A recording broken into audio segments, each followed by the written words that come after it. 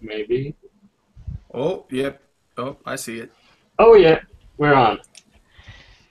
Okay, so first of all, thank you for attending to this game. It's very impromptu, and it was kind of an idea that came out when my fiance said, "Hey, I'm leaving Sunday for a few hours." So ding, I had the idea of using these precious hours to great use, Nice. and the idea is to flesh out a little bit my portion of the RPG supersetting project, the Stone Kingdom of Anoren, and so first before I begin, yeah, English is our second language, Virginie and I. Yep. So yeah, we'll do the best we can, but we will be using this to our advantage. You see, Virginie's character is a member of a race called Voron, and Yeah. it's a reptilian species. So it just happened that this Voron species language sounds very much like French. Perfect. It's weird how that turned out, man. That's just like perfect Yeah. coincidence. And it just so happened that your character doesn't speak Voron, so it's cool. It's perfect. Oh, that's so metagaming, man. Yeah. That's perfect. Well, it's okay because I was, telling you earlier, I live in America, so English Yeah. is my second language too. So Yeah. we're we're not very good at it. And in fact, when Sagid will join us, his character understand the Voran language because he can understand French.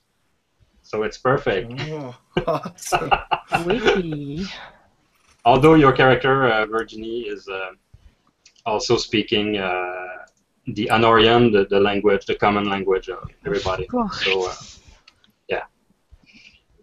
Okay. Cool. Then some words about the setting. Cool So setting. I don't know about your parts in the super setting project, but Anoren is kind of a low magic a little bit, and when you can summon a lot of magic power, you're automatically special or important in some respect.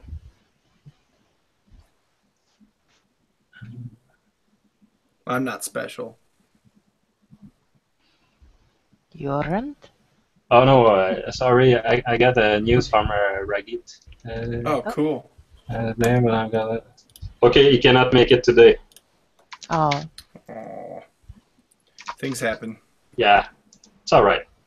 I got hit by a tornado and I'm still here. Yeah. So, what do you got, Ragit? Yeah. What you got? What's the excuse? Hit me up, man. So yeah, magic makes you important and special in Anoren. Uh, the story I prepared for you expect that your character are kind of heroes or at least good people, but Of course. it's like the general expectation. You can pretty much slide your own take on it. About the story, your character will witness something very unusual in the desert, and that event will have an historical, unforeseen consequence.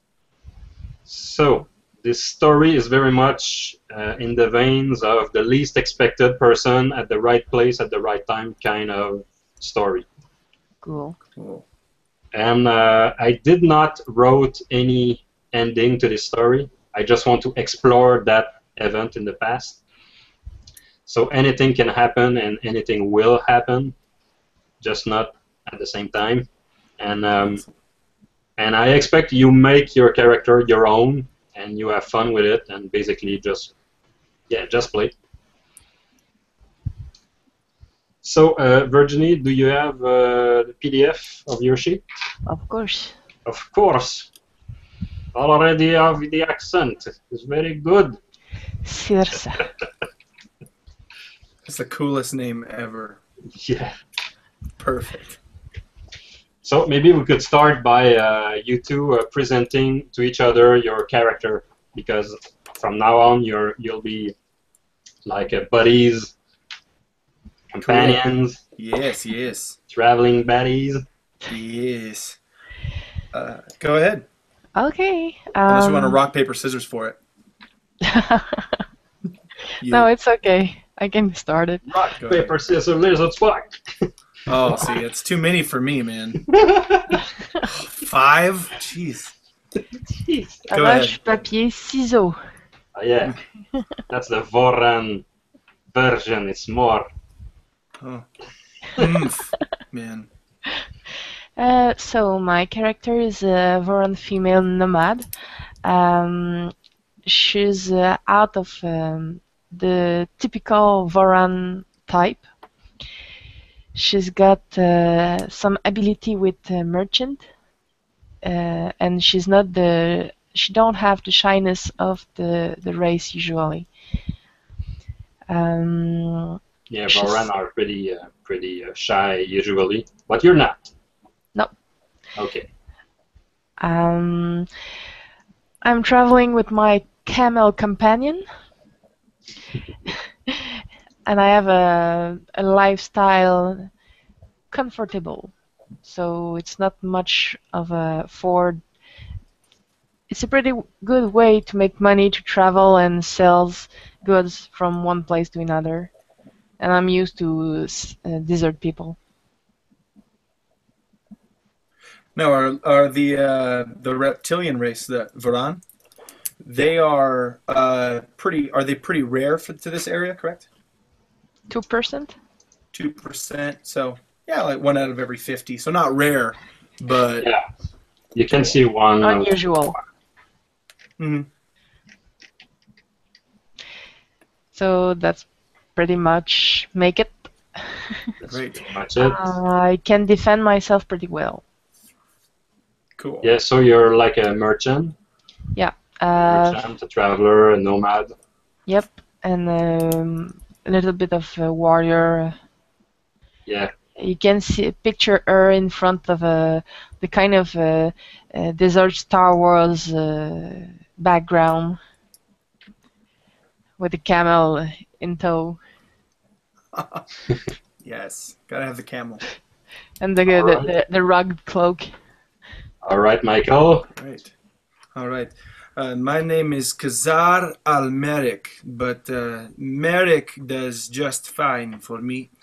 I am about 6 feet tall. I am a male stone man. I have dark orange and gray stone-like skin, yellow eyes, a lean athletic frame. This is like me in my dreams, man. This is great. All over my body, you see not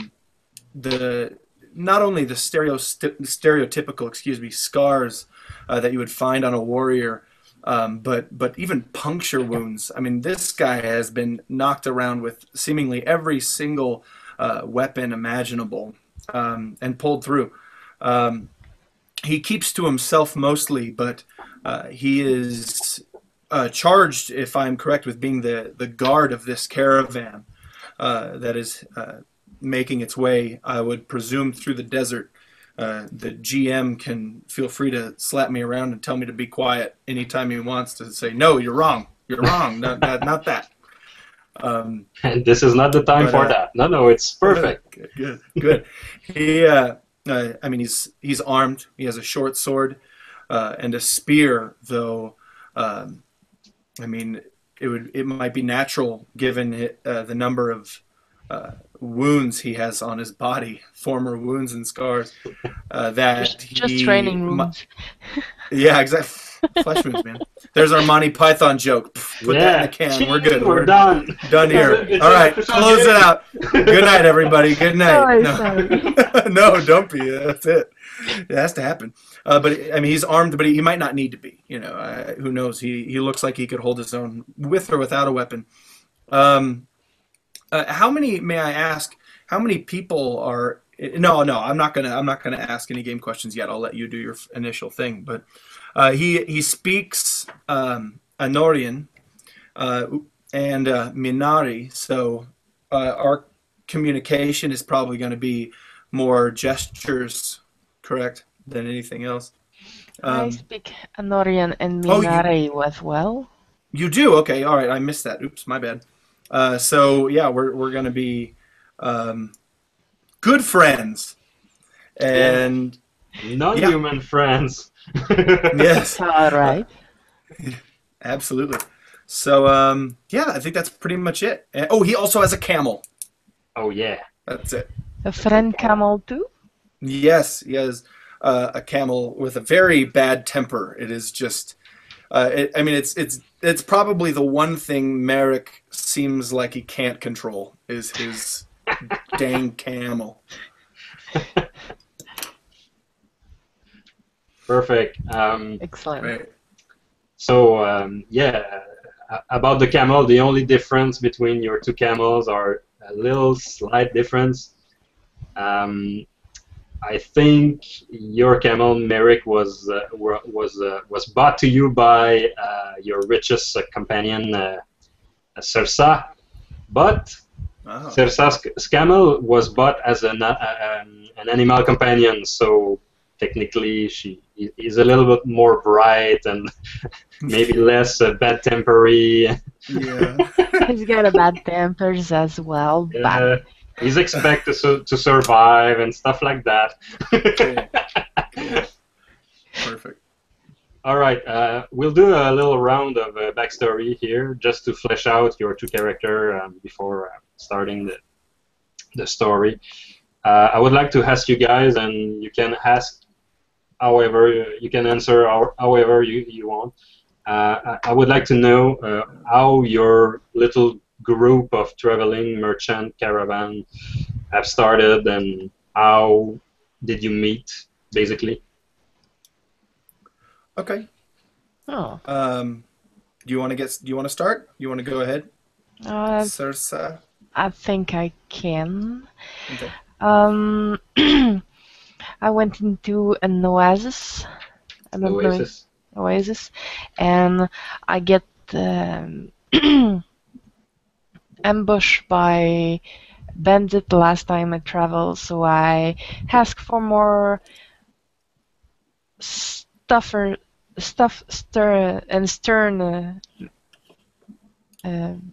companion to go along on the road.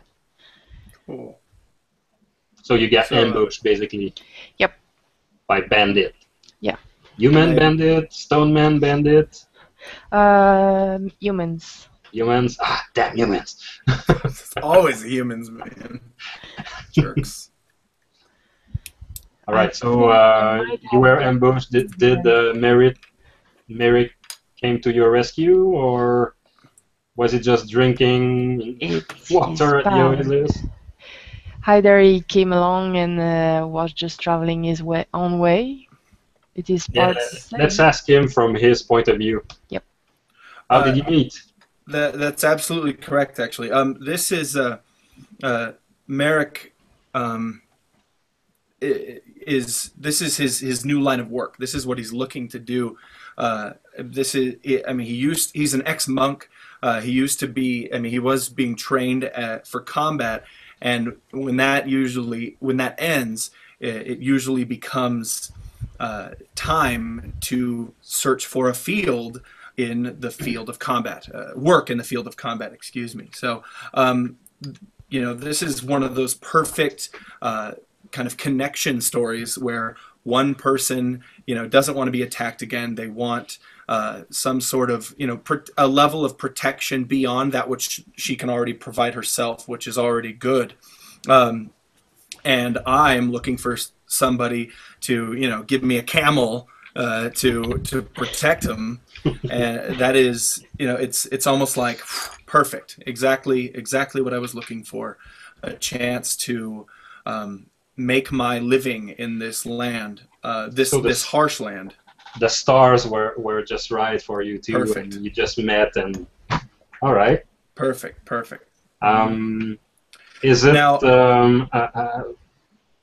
for how many months, years have you worked together? um, Do you know each other very well, or? how does a solid 3 days sound? 3 days is awesome. Yeah, I think that's perfect. Oh yeah. So you don't know each other so much, and this is good. I know that Um, I know that she snores. That's pretty much what I'm getting. this is awesome. Just picturing a Voran Snoring. snoring. Yeah, Hmm. Sound more like. yeah, it's a very low Yeah, frequency rumble. yeah. um, I will ask now a personal question that maybe the other one doesn't know. Just a Okay. question that the Almighty maybe knows, or just you. Okay. Uh, how how do you see yourself die or leave this world? Like, as in, what do I believe happens after I die? No, The way you die. Oh, yeah, the way. oh, How how do much I do you see see myself yourself dying die? or leave this world? What will be Oh, your end? mine would be the natural end of stone in the real world, which would be water. Something to do with water. I can be this as strong as possible. I can build up my frame as much as I want, but in the end, erosion is what gets the stone man.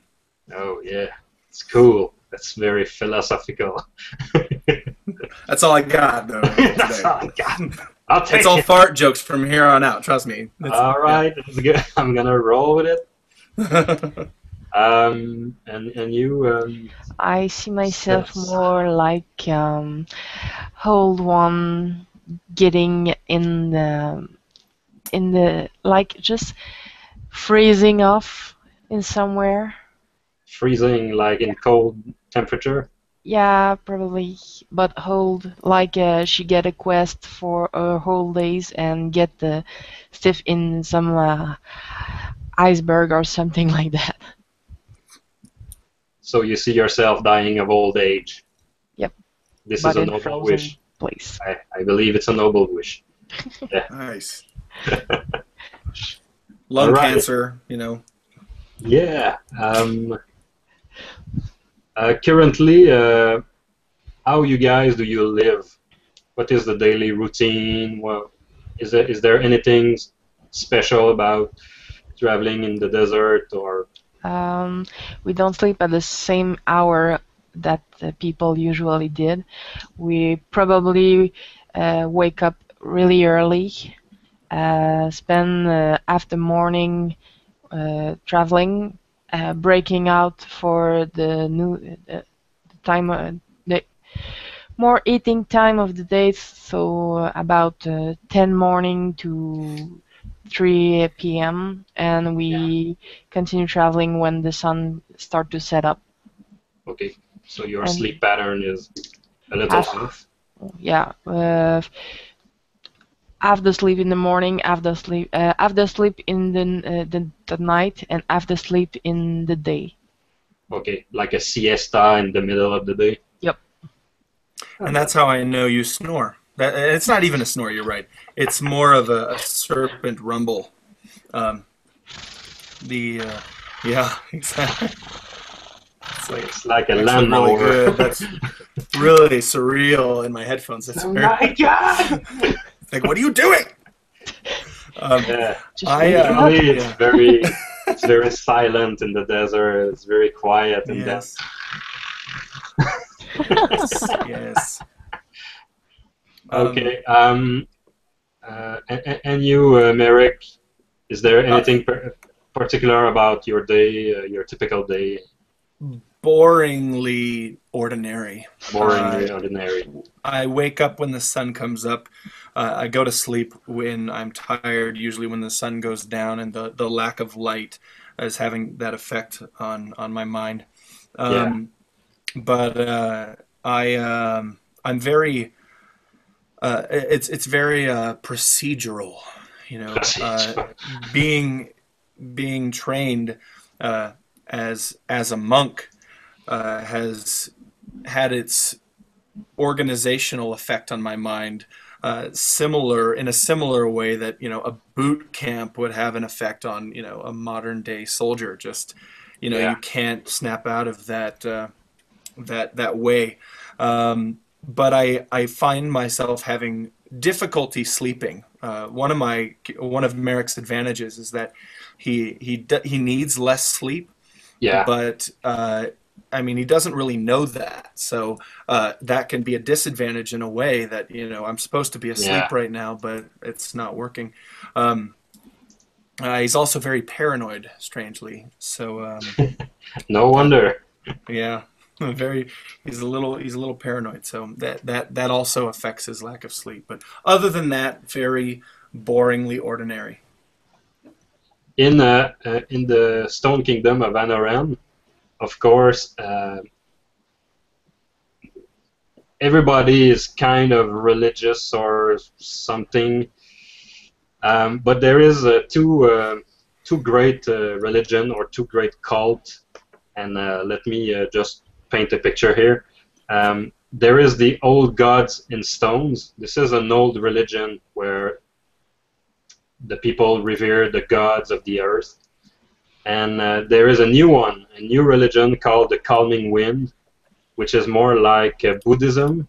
It's more spiritual. It's more seeing life as a continuity and a circle, and believing in reincarnation and stuff. So, would you describe your character first as religious, and if so, are you praying the old gods and stones, or are you more attracted to the Calming Wind cult, or maybe you have your own little beliefs? For myself, I think I'm more of the old gods. Old gods, Old gods and stones. gods and stones. I'm notorious for playing a character that's having religious conflict in his own self, and this will be no different. Easily old gods. I mean, I'm a stone man. Yeah. The earth, but at the same time, I've been trained by, I believe, a group, the Unseen Masters, that may have this. Maybe this sect had an influence on the newer, more samsara-based philosophical religion. So I am kind of a hybrid of the two, I would say. Okay. My natural self versus what I've learned in this life. Excellent. A question for Sersa. Yes. Voran are pretty uncommon, but not unheard of in Anoren. But they are perceived as a lower race because they Yes. are shy, because they look like monsters, and because maybe at some time in the past they were monsters. They were like in Pathfinder when you encounter a lizard man, you kill them, right? So how do you deal with that? The look in people's eyes when they deal with yourself in a not so good manner. I How do you deal understand. with that? I understand the fear, but I'm not much of sympathical for that kind of reaction. I do. I'm easy to work with, so I'm not. Um, Like if they don't, if they give you a chance to speak, it will change, right? yeah, and I don't look aggressive. I hide my capeche and I shave. I cut a bit of my claw for some of my Oh, for you're doing your nails. yeah. They look less harmful. Maybe a bit shorter than the normal ones, but Okay. as sharp as the normal ones.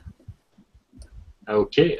If you have an unused quirks on your character sheet, maybe you could add that one that I have to. you blunt your claws a little bit, doing less damage maybe. Maybe. I don't mind. It's a quirk. Yeah, it's a quirk. No Varan would do Cool. that. I think that's awesome. That I mean that form of assimilation in a way is so real. It's perfect. That's really Yeah. cool. All right, a question for Merrick now. Yes. I.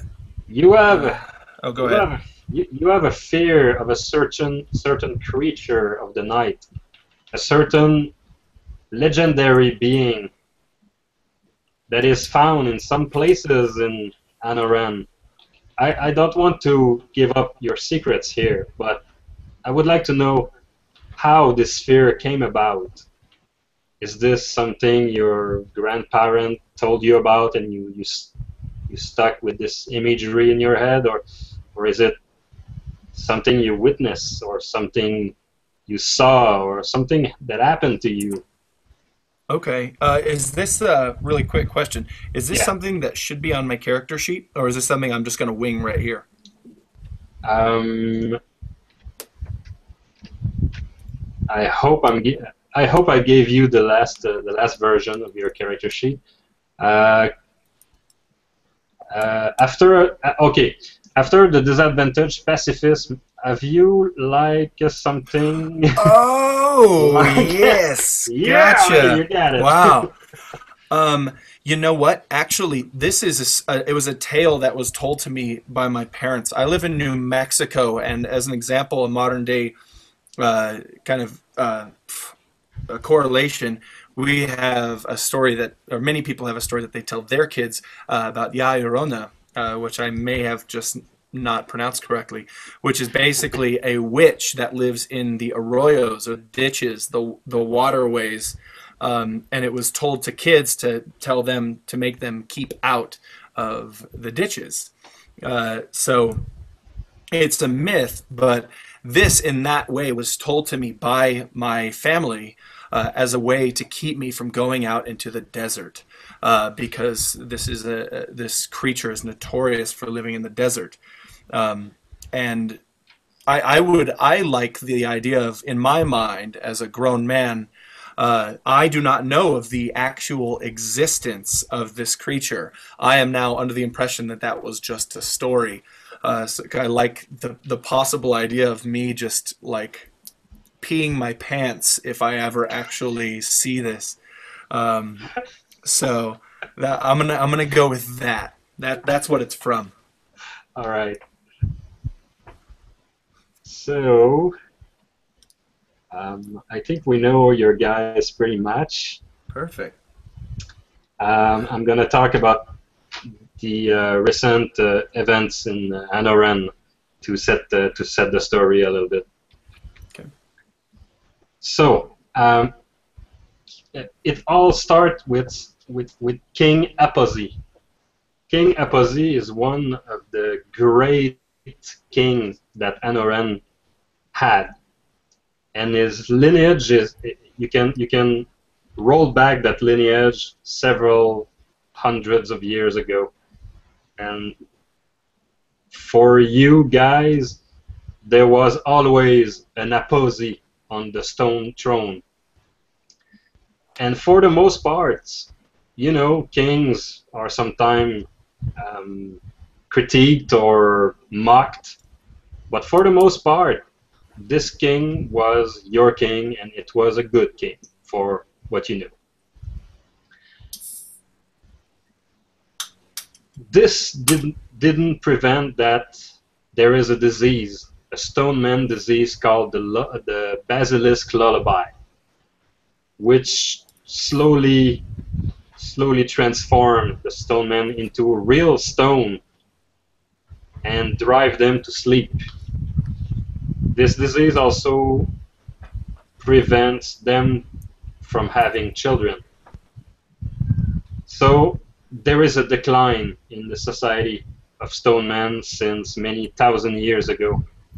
And now in your culture, there is a large understanding by everybody that the stone man will not maybe be here in some hundreds of years. The stone man may be a dying race, and but they are still the most numerous and in control of the country. So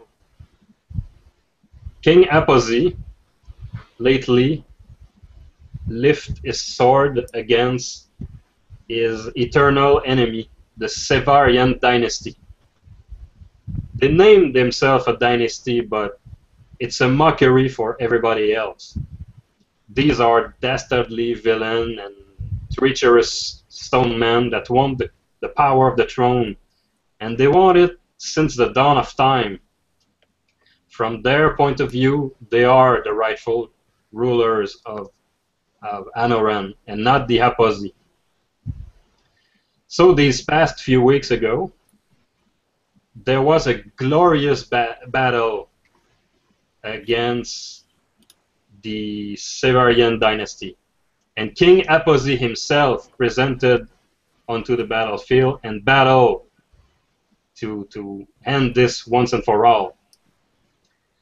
They did not, of course, kill every Severian in existence, but they pretty much win the battle. So the Severian dynasty uprising is now a thing of the past, but something very deep happened during this battle that affected everybody. King Aposi received a critical mortal wound and died on the battlefield. Now, everybody knows the story. How this man, this stone man, never had a child and had, at the moment of his death, some weeks ago, 6 wives. And the first 5 of these wives died during childbirth or disease or the basilisk lullaby disease. And so officially now your kingdom is ruled by a queen. And everybody knows this queen.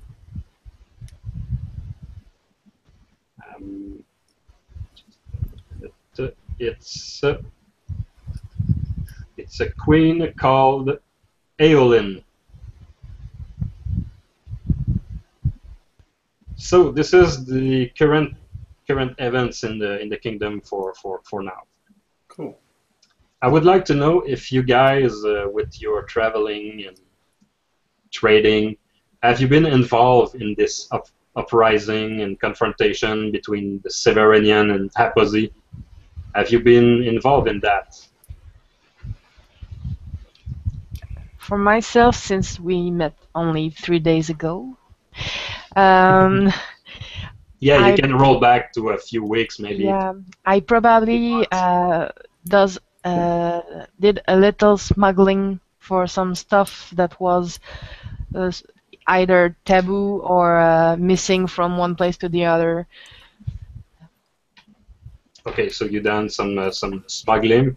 Yep. Have you done for which side have you done some smuggling for? The king. Severian, Haposi, Yeah, the king. the king. Okay, The king. I'm a good one. You're a loyalist. That's Yeah. And did Merrick was involved in any of this maybe a few months ago?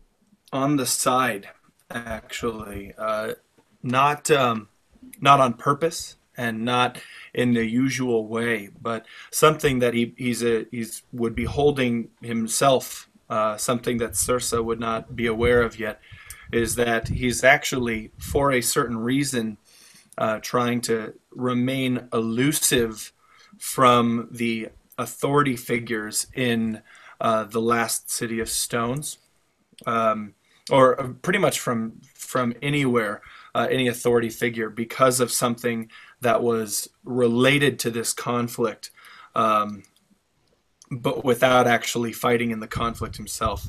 Secretly, I don't know how much you want me to keep in my own mind, but I can keep it all if you want. You'll just have to guess. No, it's okay. It's okay. Cool. You have been involved somewhat. In a very secret way. But it was an accidental thing that I am now running from the law from. Okay, I see what you mean. Winky winky. Yep. I can't wink without looking like a creeper, but Yep. yeah. Okay, Cool. so we're ready. Do you have, guys, any question? I would like to start now the No, proper no. story. Let's do it. I would like to say that I do like the idea of Circe. When I found her being assaulted, ambushed by this kind of small band of humans who were shouting racial slurs at her and threatening to steal her goods and even steal her life. Yeah. I like the idea of her, as I stopped there and tried to help her out, of her simultaneously saving my life in the end. So Yeah. this conflict ensues, and then at the end of it, I'm about to die, maybe being stabbed in the back, but because of her skill as a warrior, she saves me as well. That to me sounds more like a reason that Merrick would not only view this as a business opportunity, but as a chance to kind of work with a friend. That's Fine. fantastic. Yeah, this is when you say nope. Everything you just said, nope. No, I say fantastic. Yeah. Seb is notorious for yes, but. Yes, Yeah. but I'm a yes-ander. Awesome. Let's do this. Okay, Let's so do the this. adventure will start with your character camping at night in the desert after a full day of traveling. So I'm gonna Great. start you with 2 points of fatigue gone, just to represent your general state of fatigue. And of course, the fatigue in this game, just track your general state of energy, and starting at the third of your pool, you'll have some effect if it needs to happen. Okay, so we have, if my character sheet says fatigue points 13, I Yeah. should write down that I have 13 currently, or 11, or 15. 11. Yeah. Great. So it's a pool and it will go down, and the same goes for your hit points. Perfect. So, if I were to begin this as a movie, I would like to see the words 5 years ago, a few kilometers from the hills of the Eternals, written below the screen. The night is fresh and cold, and you two guys are camping under a large rock that acts like a roof. The fire is slowly dying, but you can still smell the delicious rosemary and beef sausages you ate for dinner. The day of traveling was kind of hard and uneventful, kind of boring actually. But the sun is down for at least 3 hours now, and strangely, no one amongst you seems to be able to sleep.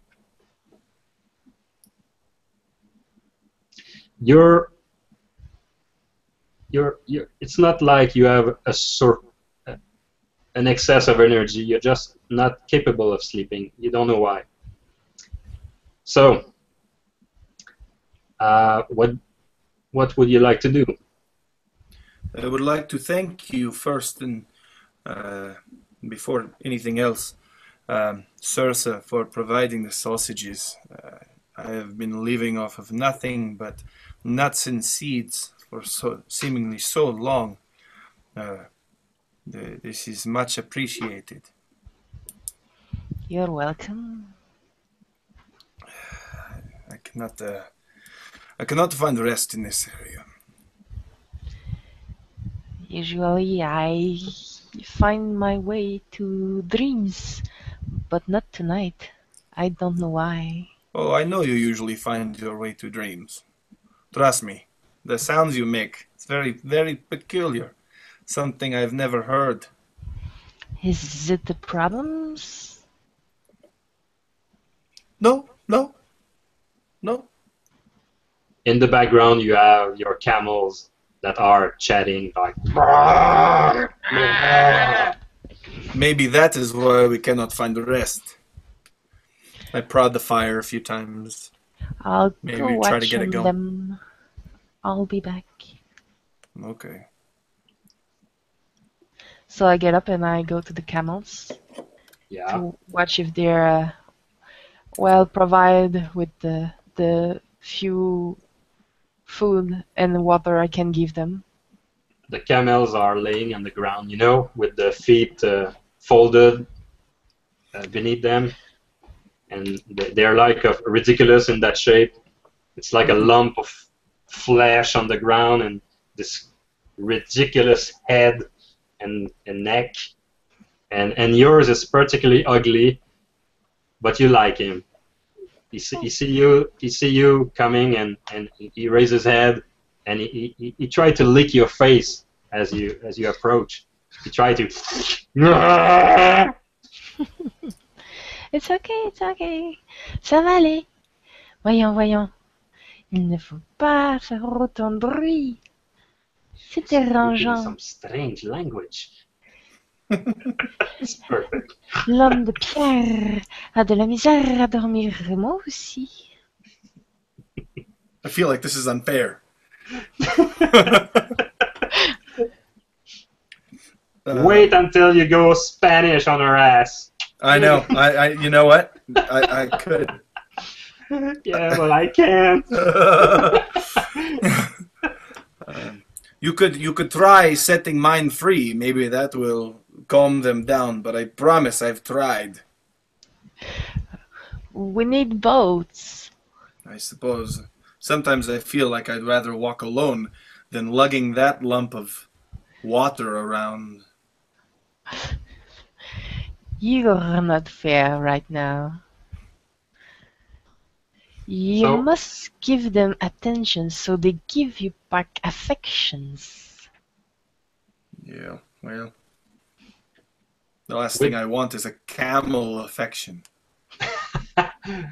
With these wise words, you eventually go to your little beds or blankets, and you try to sleep. You try to do a full night, but strangely, during all the night you roll over and you have always one eye open, like if somebody was happening or was on the verge of happening.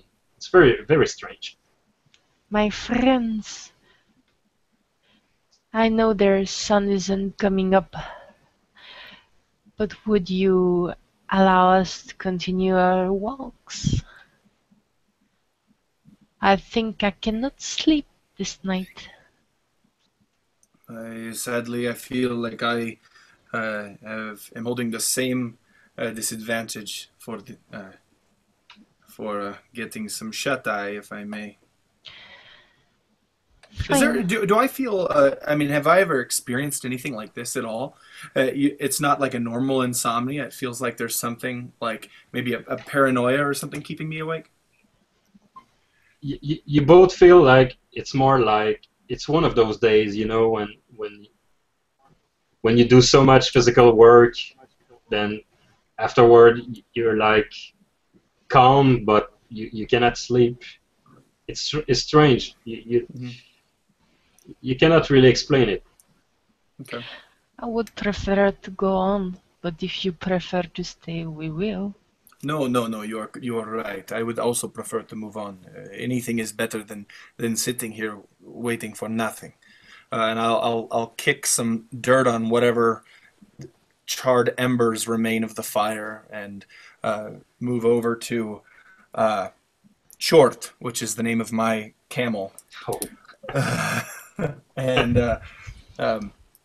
well, actually, Short and many other kind of underground curse words. People who are around us can't really figure out what the name of the camel is because I'm constantly calling it so many different things that I can't say in front of kids. But strangely enough, Chord seemed to be the only one sleeping in your little group. Of course.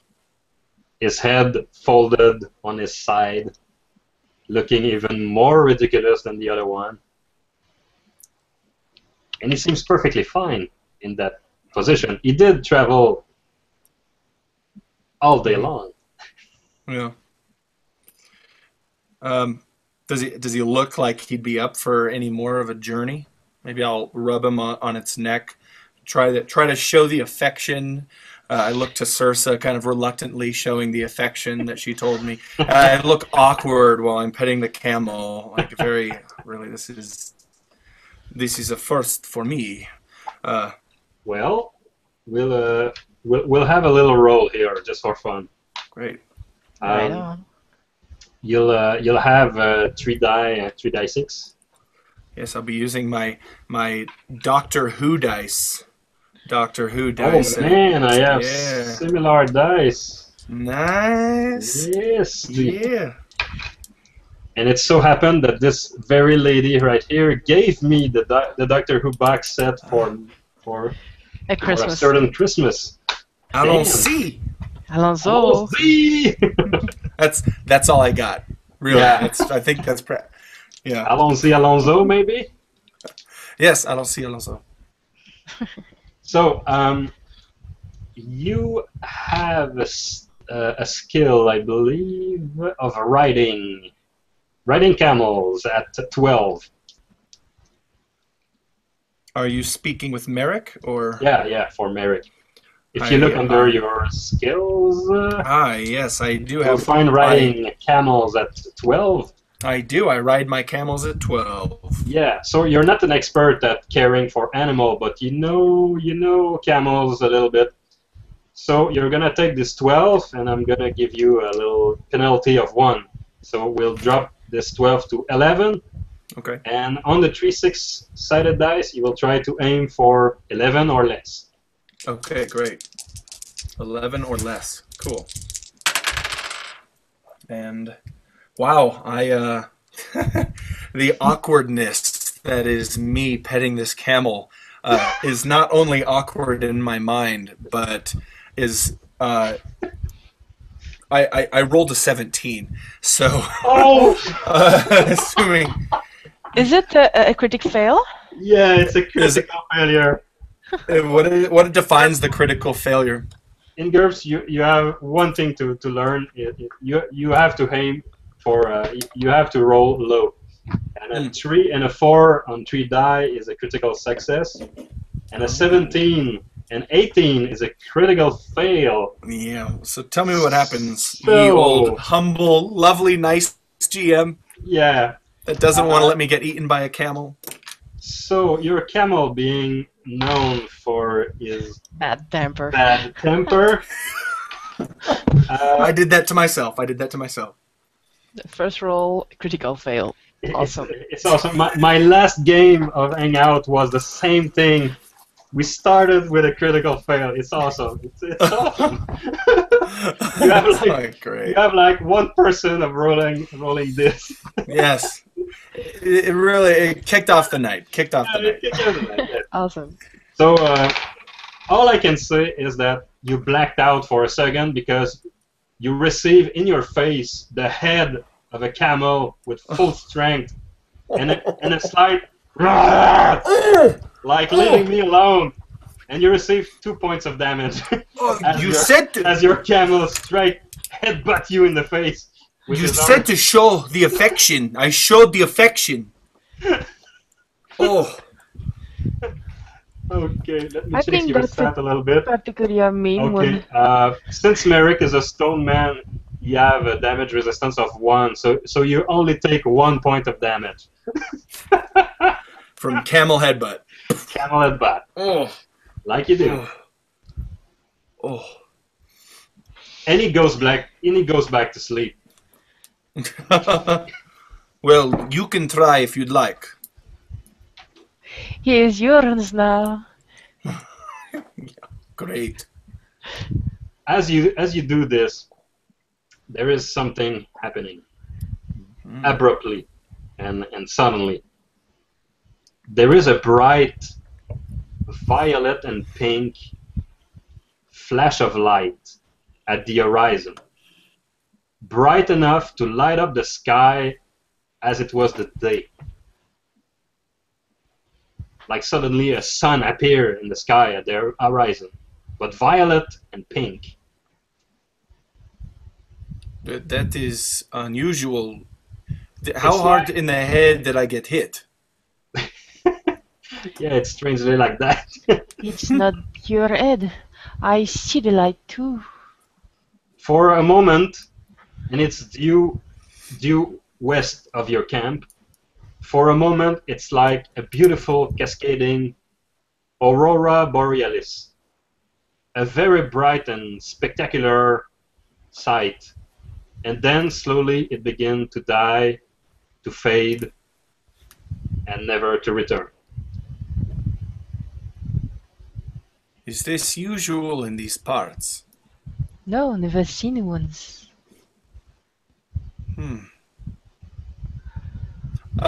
Quick question. Can we be, our caravan, are we heading west? Are you heading west?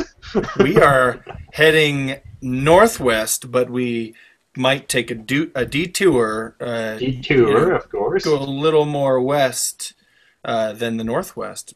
I'm not usually one for curiosities, but I've never seen anything like that in my life. I don't mind. I also want to see what it was.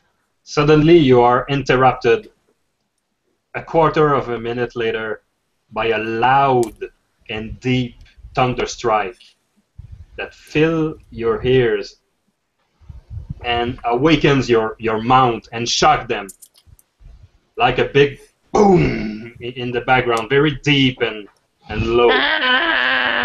Your camel pop back to their feet, and they're like they look like nervous and stressed. Calm down, calm down. I have Can you roll me a riding roll, Virginie, or animal handling if you have it, to calm your camel? Riding camels. Riding, okay. You have a +2. I hit a 9. Okay, so I guess it's okay. On 13, yes. Yeah. Yes. Do Merrick want to do the same? Actually, I'm wondering if I have a vibration sense as one of my advantages, and I'm probably, as a character, I'm probably done talking with my camel. But I have. You want to calm him this way? Nope. You got this. I have a vibration sense. Okay. Accessibility only with stones or ground. Is there anything I feel in the ground either before or after this happens? All right. I'm going to explain something to you. Okay. Virginie already know this about GURPS. Sometimes there is a secret role that a GM can do to answer those kind of questions. Yeah. I'm referring to your character sheet now. Your vibration sense uses your perception or IQ score for it. So I'm gonna roll and answer your question. Okay, cool. So of course, if I'm rolling okay, I'm giving you truth, and if not, I'm giving you something else. Yep, great. Yeah, No that's worries. part of the. That's You why. don't That's know. why. It's one of those games I enjoy because you don't have perception roll per se. The GM roll perception behind the screen, and Yep, it's very You organic. don't know if it's So I got true you. or not. okay. At the same time as the big boom, you felt something in the ground, like really loud. You felt it. In fact, you felt it maybe 1 or 2 seconds before your ears heard it. Sound seems to be traveling faster in solids. And the general feeling you had of this vibration was that it was like an explosion. Not thunder, not lightning, but an explosion. That came from the earth, not the sky.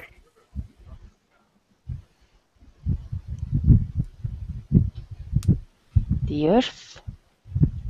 I felt it. Did you not feel it? Could you not feel that? I'm not used to feel the soul, the earth, as you said it. As your camel is looking to go away and maybe run away, you feel in the ground something still, something coming, big, huge, like covering the horizon, huge in This your is- direction. And it's getting closer? Yeah, like in a minute it will be there. Okay. I tried to calm his camel too. Yeah, you can. Yes. You can roll riding. You can try. Yep. You can try. You don't have +2 with this camel. It's okay. I get an 8. Okay, an 8 is good, but I would like to check something with Merrick. Yep. You will roll the bad temper number for his for your camel. It's a 12. If you roll 12 or under, his temper will be in check. Okay, so he's good. All right. Try not to fail.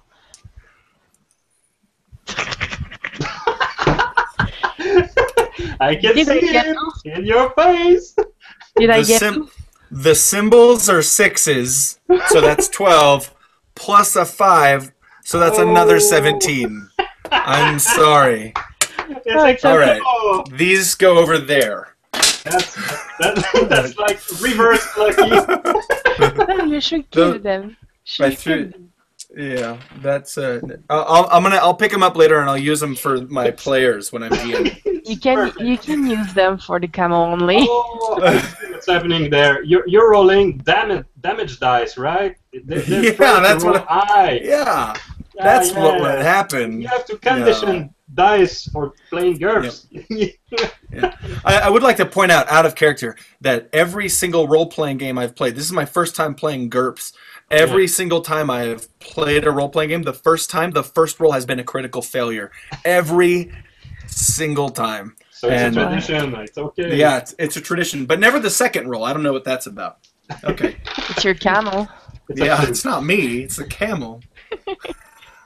Okay, so Sirsa is taking the mouthpiece of the camel, and you struggle a little bit with it.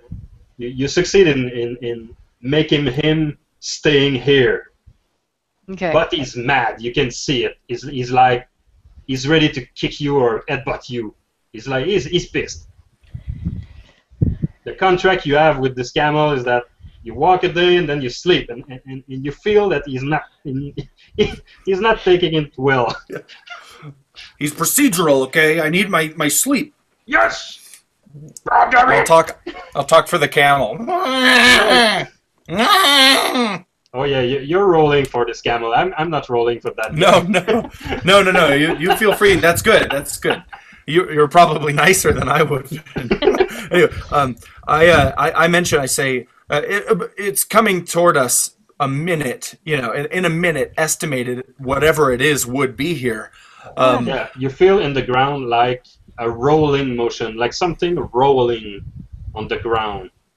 But After, it's impossible. It's not a creature. It's not. It's impossible to be a being because it seems to cover from the vibration. It seems to cover everything, and it's coming your way. I think we should get up the rock to see it coming. I was about to suggest that we get under the rock, but I'll do whatever you choose to do. You prefer to hide instead of facing it? And Sursa, No. Yes. Go ahead. and Sursa, you see something very, Unusual? very. I'm trying to find the right word, but anyway, you see something French. like. Voransui. I'm gonna say it in Voran. Inquiétant. Disturbing. You see that the stars in the sky due west are disappearing one after another, like a line in the sky. What? Stars are Oh. disappearing. Stars are coming out? No, I think something is covering them up. And then a gush of wind start to make your clothes flap in the wind. Since we're already in under the stone, I think we go You start to receive sand under everywhere. the stone. And you feel like even that maybe it's a 80 kilometer per hour wind. You feel like it's like the beginning. Oh, okay. The sand immediately blinds me, I would say. I mean, my eyes were open trying to get a glimpse of what was happening, and then, like a blanket of sand, my eyes are covered. My first instinct would be to try to get under the rock, but strangely enough, for the first time, I have I think in almost forever since I was trained as under this group, my first instinct is not to myself, but to my friend, not to the camel, Yeah. but to Sursa. So I yell out her name, Sursa! Let's keep under the rock. And I'll try to find my way there. I'll try to get the camel closer to the rock. On a scale from 1 to 10, the visibility is right now at 5. You're beginning to. You have like a visibility of maybe 5 meters and Oh my. like 15 feet or something, and it's getting worse. And the wind it's crazy hard. Get low. Get low. Your Should I camels instantly put them lay to on the ground and take an egg-like position, and they do it at the same time, like an instinct or something. What do you do? They've seen quite a few sandstorms, Yeah. so they know what to do. I'll lay to the ground as they do, and I use my cloak to hide my face, Okay. protect me from the sun. Get So- low. And you, Merrick, you feel the sandstorm in such a way that Sursa will never understand. You feel the vibration in the land. You sense that this storm is really intense, strong, and maybe will not last long, but it will hit like a truck. Okay. I drop to the ground also and try to crawl back to the rock. The Okay. shelter is first thing on my mind. So, I have the skill of survival in the desert of a 13. It's one of my fairly good skills, and I feel like I've also seen my own fair share of Yes. sandstorms. So So the stone or the rock is like it's like a plate of rock with this angle, and you mhm. can't like under it. Okay, It's not covering exactly the angle of the storm, but you have a good place to hide underneath. So gotcha. I'm going to give you both a +2 to your survival skill and ask you for a roll. All right, so I have to get a 15 or lower. Yeah. What was yours? I have to get 14 or lower, and I get the 10. Okay. Come on. 8. Yes. Better, much better. Yes.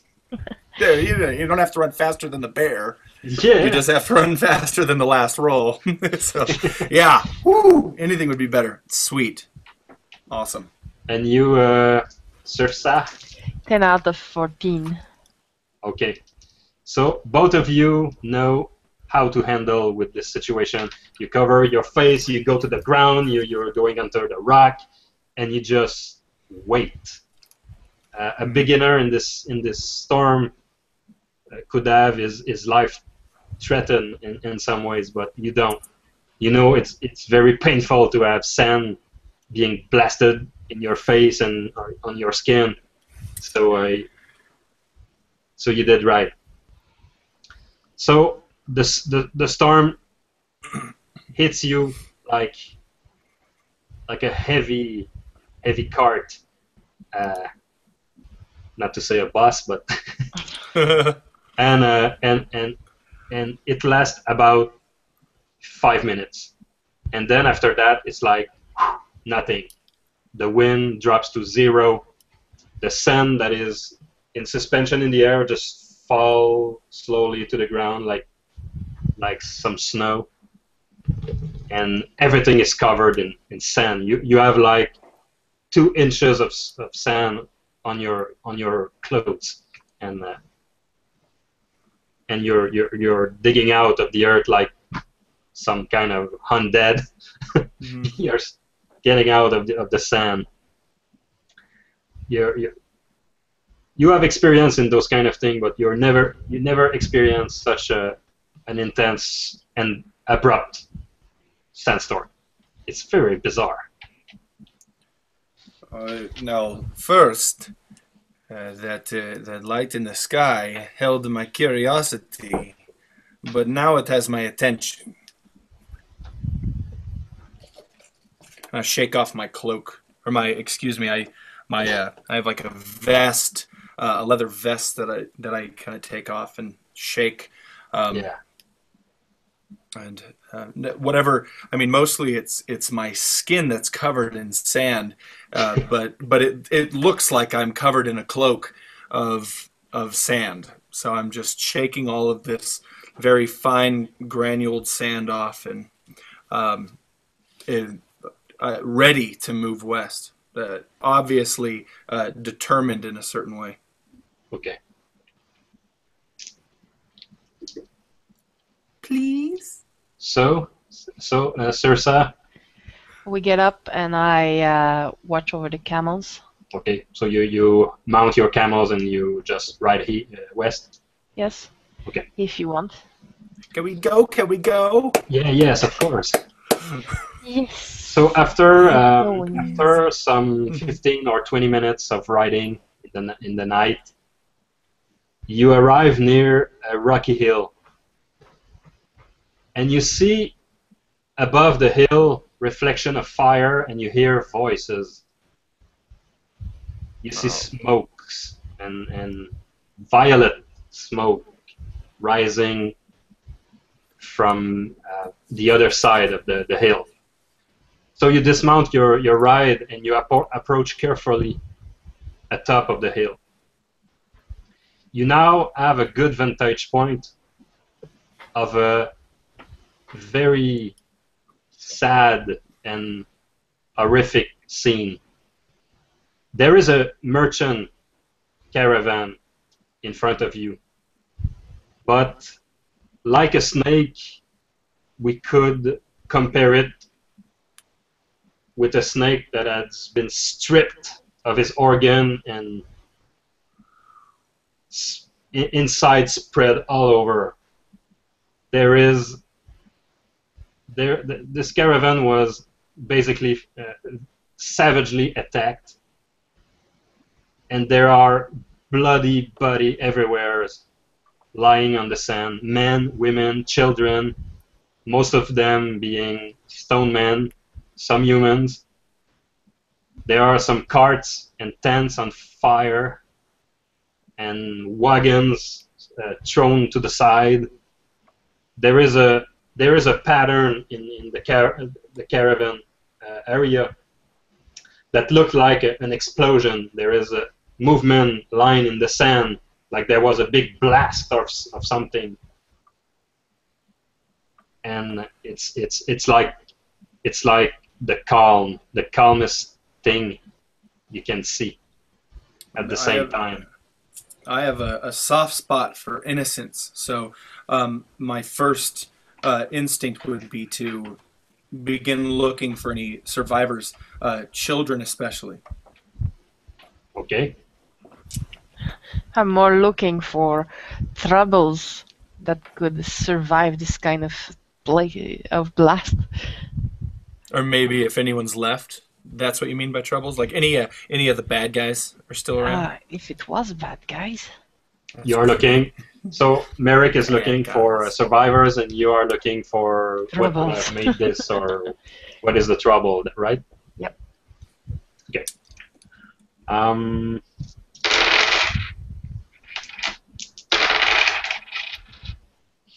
Okay, Sirsa, you see some silhouette getting away from the scenes.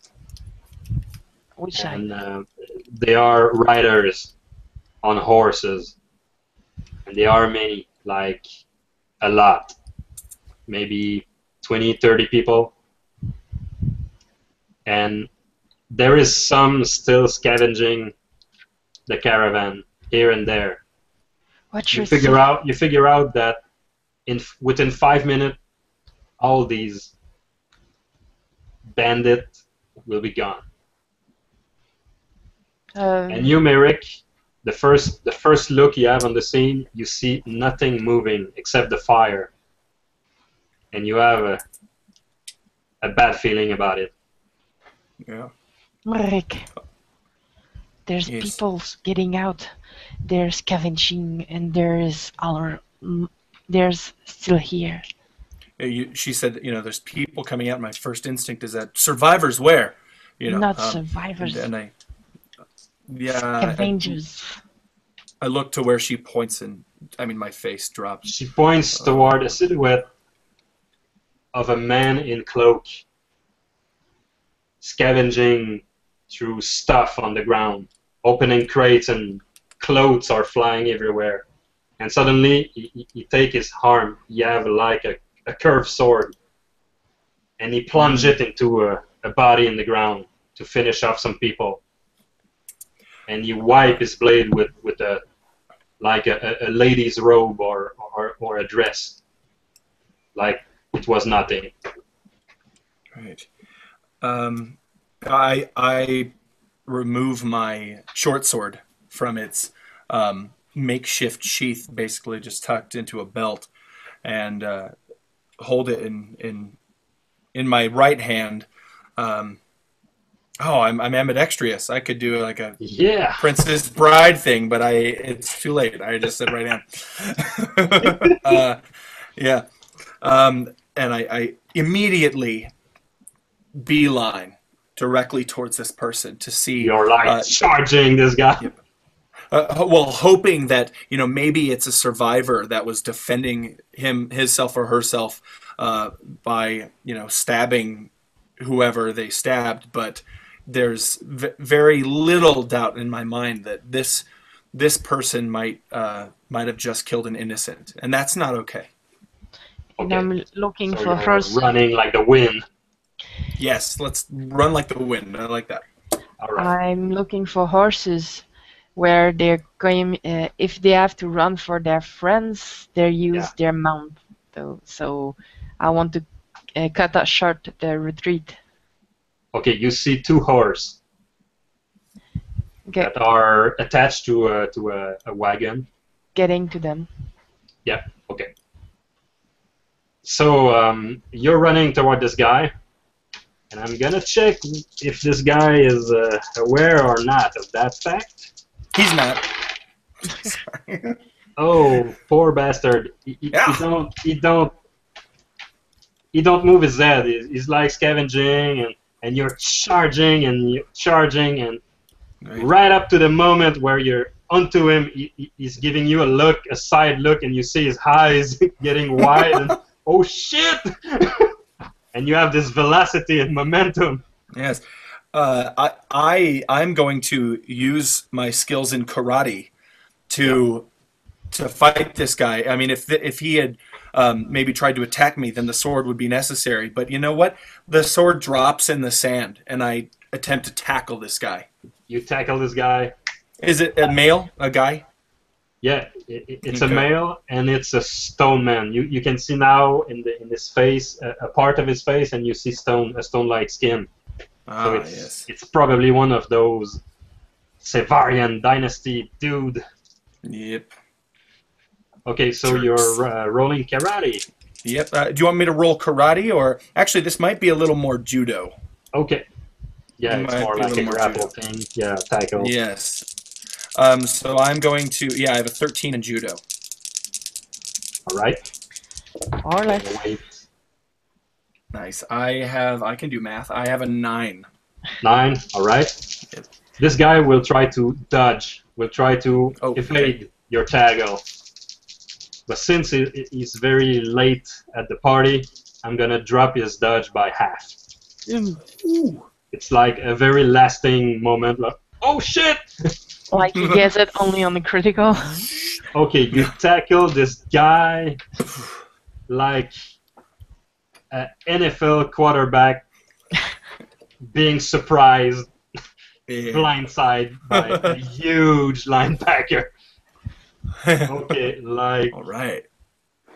oh. Oh, I watch football. That was good enough. That's fine. So it won't be pretty. Nope. Into the sand he goes. Roll me like 1 die Okay. without modifier. No, I'm gonna use the blue one. Just 1 die. I got a 6. 6. Okay, you're doing 6 points of damage to this guy. It's an Boom! insane amount of damage. Indeed. Okay, so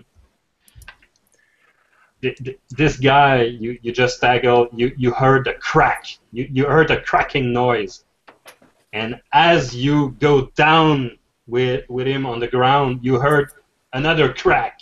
Yeah. Like I call two this things move the snapping. chiropractor. Yeah, and then you're pushing your hand, and you're onto him. Absolutely. The goal now at this point is to just make sure he's not moving. I want to figure out who this guy is, what he's doing, why he's killing people. Okay, from the look on his face, he's in an extreme amount of pain, and on the border of unconsciousness, even. Oh. Well. And you have no problem to pin him to the ground, and he will not fight anymore. He's like, Who are you? You knock his lung out of his body. Yeah. Not just the hair, but the lung. Yes, all right. Cool. The entirety of the lungs. Or just the left one. I'd be okay with just the left lung. Holding him down, I'm screaming in his face, and the spit is flying out of my mouth onto his face. Who are you? What are you doing here? What is this? And you can, and for 5 rounds, for 5 turns, this guy cannot speak because of internal injury, and he cannot muster a word. He's just like in pain of such a epic tackle.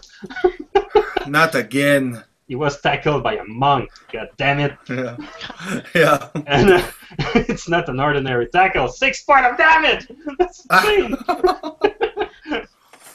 It's like a handgun kind of damage. Yeah. Pretty much. So, Sursa, meanwhile, you arrive near the horses, and you notice a second bandit, some maybe 10 yards away. Okay. And just after Merrick tackled his bandit, he rose to his feet and started to draw a scimitar-like blade. And he's walking with a brisk pace toward Merrick, maybe to attack him in the back. Okay, so I get out my capuch and I tried to sneak him in the back. And he rose his hand and start to run toward Merrick, and Merrick is just into it. He's interrogating this guy, and I want to try to stop him one way or the other. Okay. So I run myself So, too. so you're gonna do a parry with your Yes. Kopesh, because you guys are at the same distance and you're closing in at the same. So you're trying to parry as a Kopesh. Nope. Okay. Nice. Miss. Being a monk, Merrick have the right to roll a perception check, and he's a very perceptive person. You have 14 in perception, and you have combat reflexes. So it's not like you have never been attacked in the back before. Okay, great. We're just quick on my character sheet. Oh, I found it. Perception. Yeah, it's Gotcha. Not a skill. secondary, yeah. Characteristic. Cool. Yeah. All right. I got a 10. You got a 10. Okay. So Yes. you're knowing that this guy is coming. You know. You just know. You feel it in the ground. You feel his foot in the ground. So you're interrogating this guy, and Sursa arrived a little bit late for the sword blow. So you have a chance to dodge without any kind of penalty. You just know this guy is coming, Okay. and you are quick. That's exactly what I want to do, is kind of leap off this guy. Now that I know he's pretty much incapacitated for the moment, to kind of leap off to the right and just put me in a position to face this guy in a fair fight. So I let out a grunt and jump to the right. Okay, so you're gonna do a dodge. Yes, sir. It's in your secondary characteristic, and add +1 to your dodge. Great. It's an 11. Please. 4, 5, 6, 7, 8. So, like a true master, you don't even look at the guy. You just step and roll on the ground, and his sword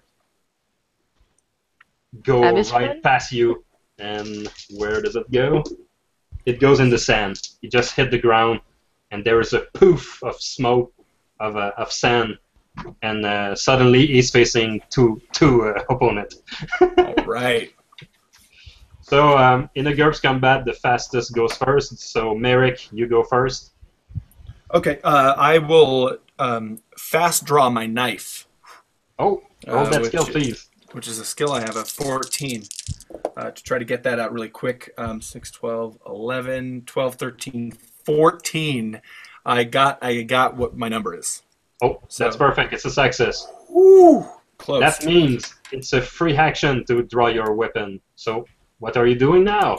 I am going to pretty much run towards him and try to hit him in a similar fashion that I struck the first person, but tackle him. Yes, but with my knife as a weapon. These are now my known enemies. All right. So roll me a knife, and I'm gonna roll a parry. Right, you got it. 4, 5, 6, 7. I think I have a 4 plus 3 plus 5 is 12. I don't know why I can't do math today.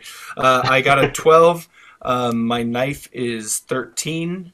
So it's That's okay. You're under. It's good. Here's the proof. Yeah. Um, he steps a little bit on the side, and with his scimitar, he's like doing just a Deflect. little arc with it, and your two weapons comes into a contact, ting, and there's a slight sparks of steel, ting, Nice. and he's beginning to defend himself. Cool. And since he's having two opponents in front of him, like this, he's always stepping back. He's fighting, but always on moving back. Awesome. Sursa? I'm moving myself between him and the mount. He won't get a ride-off. Okay. For now, the mounts are in another direction. He's going back just to protect himself. He's not like ready to run for his mount. But good point. If he's trying to go to his mount, you will try to cut him off. Yep. Okay. Are you trying to do something else? Yes, I try to attack him with my Kopesh. Kopesh? Okay. You'll try to parry it.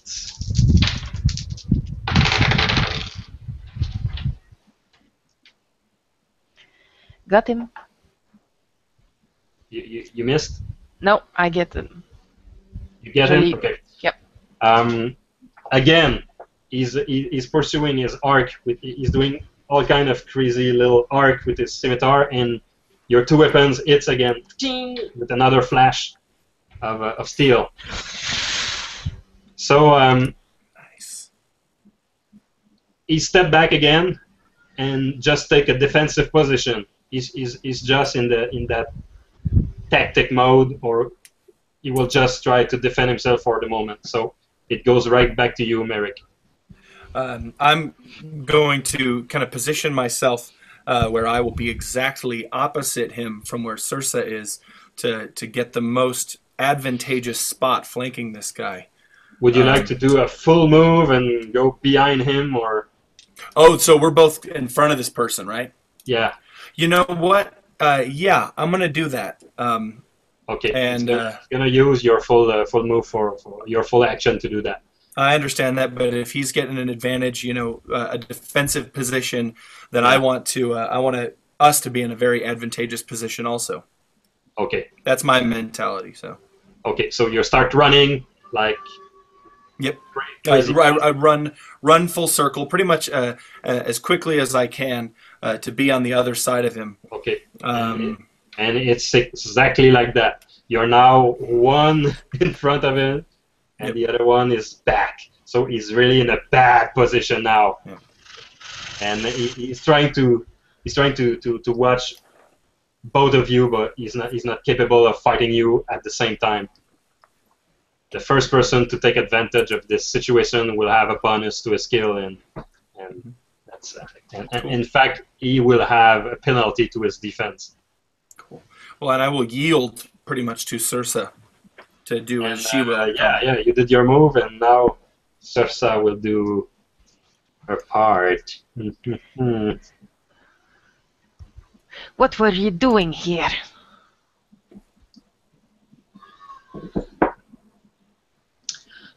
Still fighting, but you hear him underneath his mask breathing like he's into fighting mode. And for the moment, he just don't answer. He's too busy, Okay. too occupied to answer. Je sais pas si je vais réussir ça. I'll try something. Yeah. I want to look like I'm attacking him, but I want to use my tail. Did I have a tail? Voran, don't. It's not as an. Yes, you have a tail. It's not a prehensible tail. You cannot do a sword fight with your tail, but it's there. I didn't think about the prehensile tail, that would be an amazing technique to learn as a character, how to use your tail for doing more stuff. for making trip. Yeah. It's the only way I want to use if you can make me maybe a brawling roll at -4, would work. Okay. Rolling -4, 9 or less. Yeah, you cannot parry that, of course. You don't know it's Nope. coming. No? Okay, you're Missing. trying, but maybe your maybe your tail is too stiff, or I didn't want to go there, but Doesn't all work. right. So he's trying to cut you, Sirsa, since you're in front of him and He's got. closest. So he's He's in trying to defending to uh, mode. he's trying to do a little swing, Okay. and it's not good. So he's very busy at the moment. He's not very proficient with the sword. So we're going back to Mary. Yeah. And I'm gonna kind of continue this pseudo Darth Maul type combat and run Yes. forward in an attempt to just cut this guy. Uh, Maybe perhaps in the side, something that will be incapacitating, but still allow us to ask some questions. But my first thought, foremost, is to getting this guy incapacitated. So even if he dies, it's good to go. The knife strike is 4, 8, 9 with my usual knife of 13. All right, you can attack it. I just consulted my cheat sheet. He will have -4 to defend himself. So because you're in his back now. Great. So roll your attack, and He did. you Do you did want it. the 9. That's what I got, the 9. 9. All right. I'm pretty good except with the camels. All right. It's all right. You hit him in the back. Yes. You Great. can roll for damage. I believe it's a knife you're using. Yes, sir. So it's already And that factored is- and calculated. Large knife or dagger? It just Let's wait. do a one die cutting damage. One die. Okay. One die. Got it. That Dalek means exterminate. That's a 6. Boom. Right there. All right. Let me do a little calculation here. Another You're doing one 6 down. of damage. You have no armor, so we're adding 50% of damage on that, and you're doing 8 of damage because it's a cutting damage, and in GURPS it's doing 50% bonus. Awesome. So this guy falls to 0 hit point basically, and unconscious. So you plunge your sword into his back, and he goes down. Really climactic, you know. Trip with the tail. The old trip with the tail stab in the back trick, you know. Yes. They always fall for that, man. They always fall for that. Yep, he was very busy by Sirsa, and now he's down for the count. He's not dead, but he's unconscious. He suffered a lot of damage. All right. So all right, you feel you can now sheath your weapon. You have one dying guy and another one that is in critical condition. Spitting sand and blood. Um, What are you guys doing? I say maybe you should question him. I've done enough damage to him as it is. I can try, but usually they don't like to speak to my kind. You might be more upset at another stone man who is interrupting his business. I'll try. So I'll go questioning. All right. So how do you proceed to question him? Are you like just talking to him, or are you just punching every word into Good his cop, face? bad cop. Yeah. No, I'll go speak with him and try smooth word, not the aggressive one like I'm feeling right now. More like, here. You're sure you met the wrong people, but maybe we came to an understanding. We're both merchant, or are you more the mercs way? Entrepreneurs. You can see him grind his teeth. as he prepares himself to answer you. Are you proficient at interrogation Nope. by accident? Okay. Charisma only. Okay. So I'm gonna ask you a very difficult roll. Yep. Of Usual. I understand that. maybe not so difficult. You see, because he's like very Unattractive not and stigma, healthy. social lower race. Okay. Tell you what. Roll me IQ -4. Okay. 6 or less.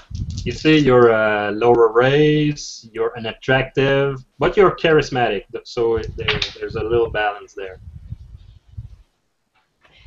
I get a 7 out of 6. J'ai 7. 7 sur 6. Et que je le manque de 1. You miss by 1. Yep. Okay. Miss by 1. Okay, so instead of spitting insanity to your face, he's more like, I did what I had to do. You reptilian bitch. I speak out almost immediately. I have just kind of calmed myself. It's very, despite how good I am at it, it's pretty uncommon for me to just lose it like that. But I saw him kill somebody. I saw him kill an innocent. So I move up to him and I draw my dagger, which is still encrusted with the blood of his companion, along with the sand that is just kind of caked over it. And I hold it up and I say, I promise you that I am telling you the truth when I say I do not want to use this again. Please, why did you have to do this? And you make a compelling advantage. You make a compelling point here. I'm gonna make you the same role as Virginie, but okay, because I like to leave that to chances. Okay. -4.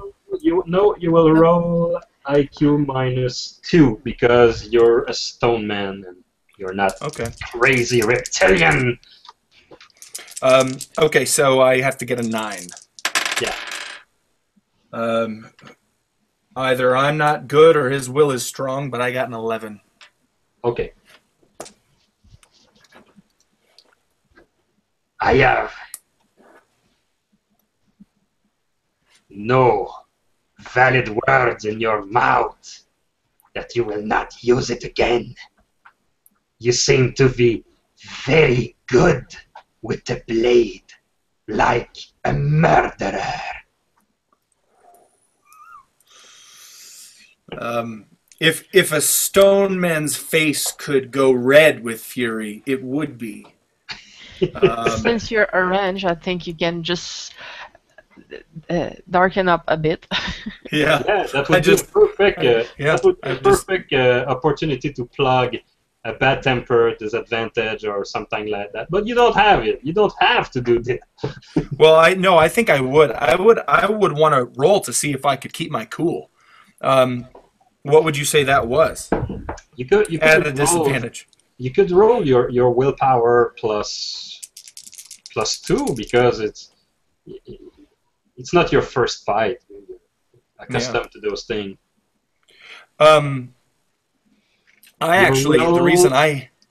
Your will is like 11, so plus 2 is like 13.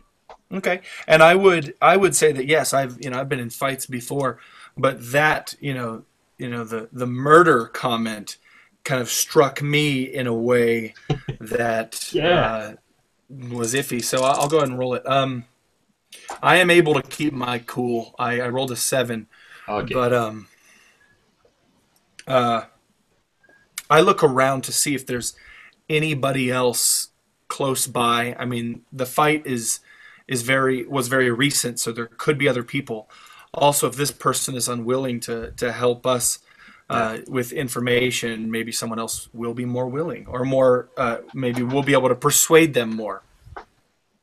You do another glance at the scene, and all you see is desolation and death and blood everywhere, and this strange violet smoke still lingering in the air, like if somebody was smoking a big cigar a big, strange cigar. Mm-hmm. But you seem to have the only conscious bandit just below you. Okay. But the night is young, and you feel that maybe you can break his will just by trying again and differently. Okay. I'll go check his horses. I'll leave you to him. All right. I will wipe the blade off, the sand off on whatever, on my cloth MC Hammer pants, which, yeah. They are cool pants. Yeah. And I will, I will go to a more vigorous method and say, perhaps you're right. Maybe I will use it. Maybe you know more about me than I do. And I'll hold it to his throat and I'll say, speak, for this is your last chance. You will do another roll, IQ minus 2, we said? Mm-hmm. Yes. Yeah. Let's go with that. There we go. That's a 9. And I rolled a 4, 5, 6. Oh, that's nice. good. Yes. That's very good. Cool. Please? I add that at the end. Please tell me what you know. He got the blade right here. And he goes like, for what it's worth, you could have made a fine soldier in our army. The Devarian dynasty should use a blade like yours. I don't do well with being owned. But I, with great shame, agree to your terms and surrender. And the blade loosens from his throat. Then speak, one stone man to another. What happened to you? And I look over, what's going on with her and the horses? Just check on the saddles, see if I can find something useful or insightful. Yeah, there is actually some stuff in the saddle. Maybe you could roll me like a... Okay, I'll do it because there's so much of it. Let's see, 10, 20, let's see that. You find a total of 40 silver coins, some bow and arrow, and a scimitar of cheap quality. These guys don't have what you have. They don't have a real weapons. Is that silver? Are those in talas or talanese? See, I did my research, man. You did your research. I can't see it. I'm not metagaming. I can't see it. I'm with this guy. Go ahead. Yeah, it's talani. Tala. Sorry. Cool. Yeah. After searching for the horse, No symbol. you can go back to Mary. No symbol. No piece of paper. No nothing. Yeah. You find some symbols on their jacket. They have a little logo here, like a pin, and it's the head of a cobra or something like that with fire. And everybody know this symbol. It's the symbol of the Sevarian dynasty. They're like the snake of fire. So going back to Merrick, this guy, he tells you that, of course, he's just like the finger in one hand. He's a soldier in the Sevarian dynasty army that was in fact beaten some weeks ago. He was in fact himself at the big battle where King Aposi died. Interesting tale. But what But happened just here? and here's the best part. And here's what it tells you. So we were routed like dogs to die in the desert, like slaves left for dead. And this man, this human, comes to us. We were 30 with the man he brought.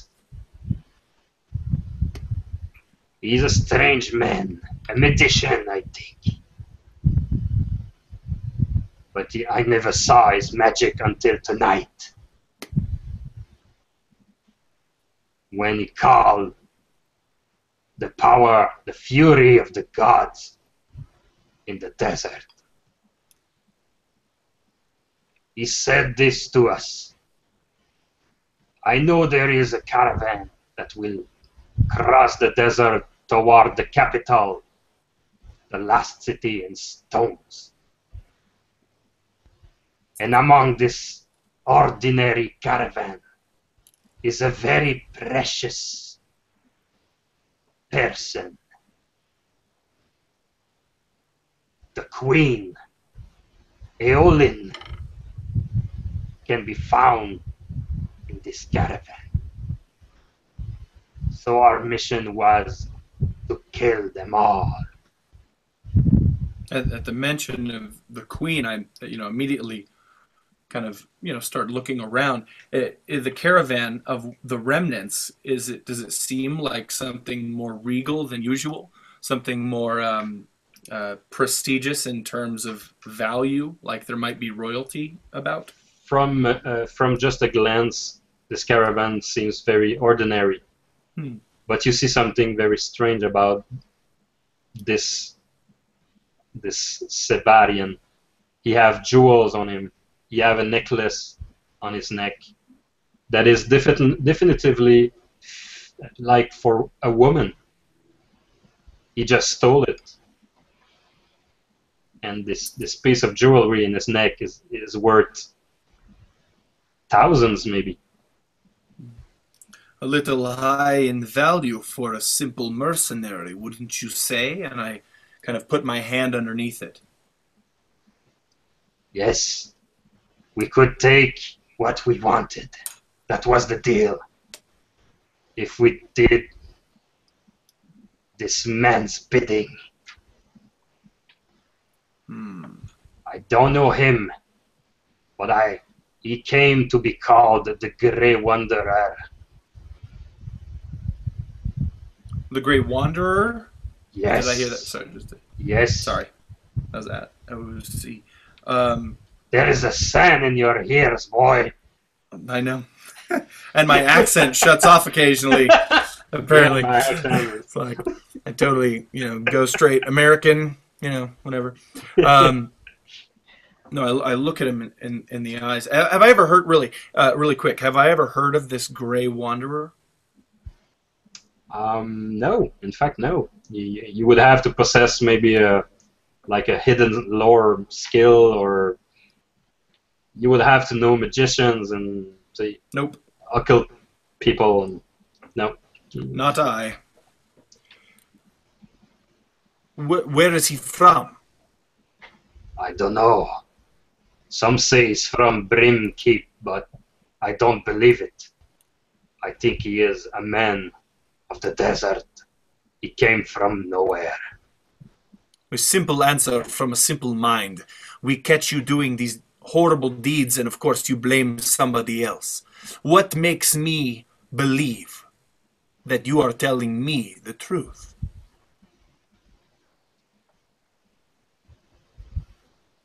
You ask a very good question, but I remind you that I surrender to you. And as a Sevarian, once a word is given, it is not taken back. I swear to you on the old gods in stone stone.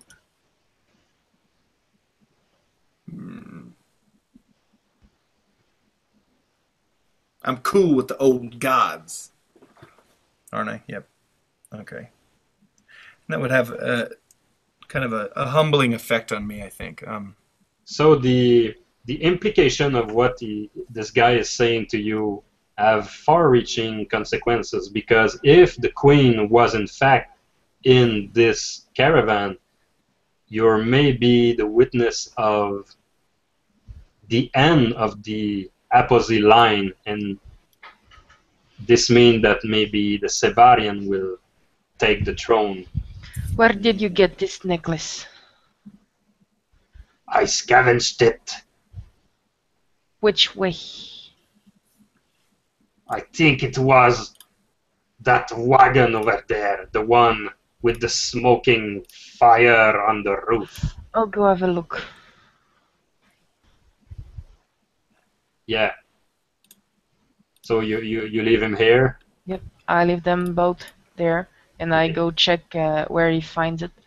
If I find someone, or You see a little girl walking with her hands on her stomach, and you see bloods on her hands, and she's walking like trying to keep her inside very slowly.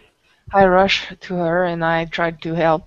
I don't have any first aid skill, but She fall to in a sit-in position. Merrick, I get someone.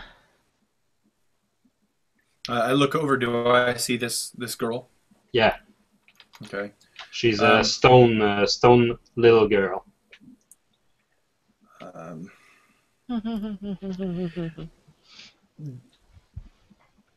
I don't have any kind of skill in first aid on myself. I don't believe.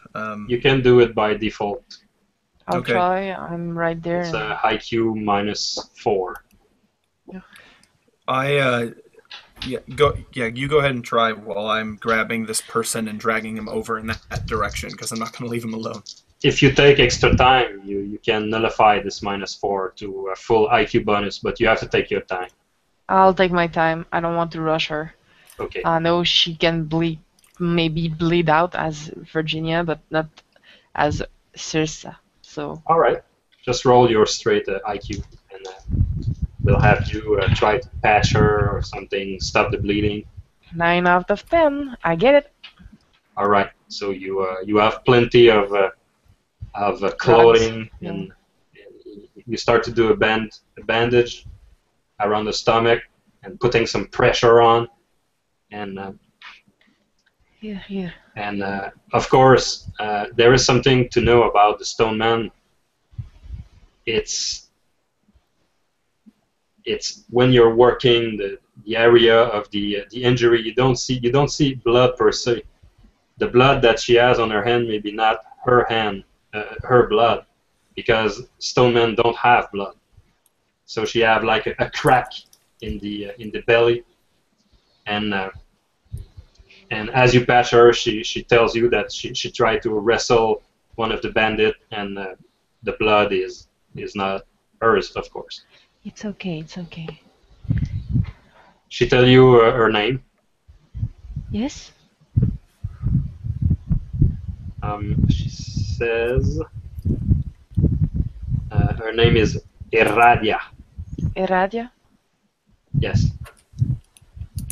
She have tears on her face,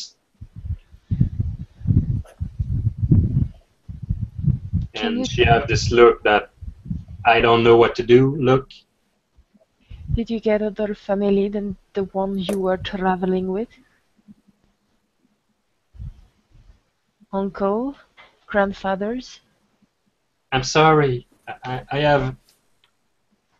have a problem with your accent. I'm sorry. What did you say? Don't you have any other family you're traveling with? No, I am a handmaiden of Her Majesty. Did Her Majesty was with you? She is still here. Can you help her? I'll try. Can you show me where she is? You will Just point have out. you will have to lift me up. I cannot walk. I'll lift you up.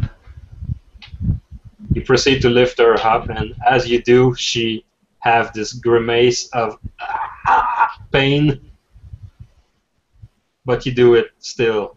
And she leads you to the smoking and burning wagon, and you find a beautiful stone woman with a sword planted straight in her chest to the hilt, like the blade is in the ground now.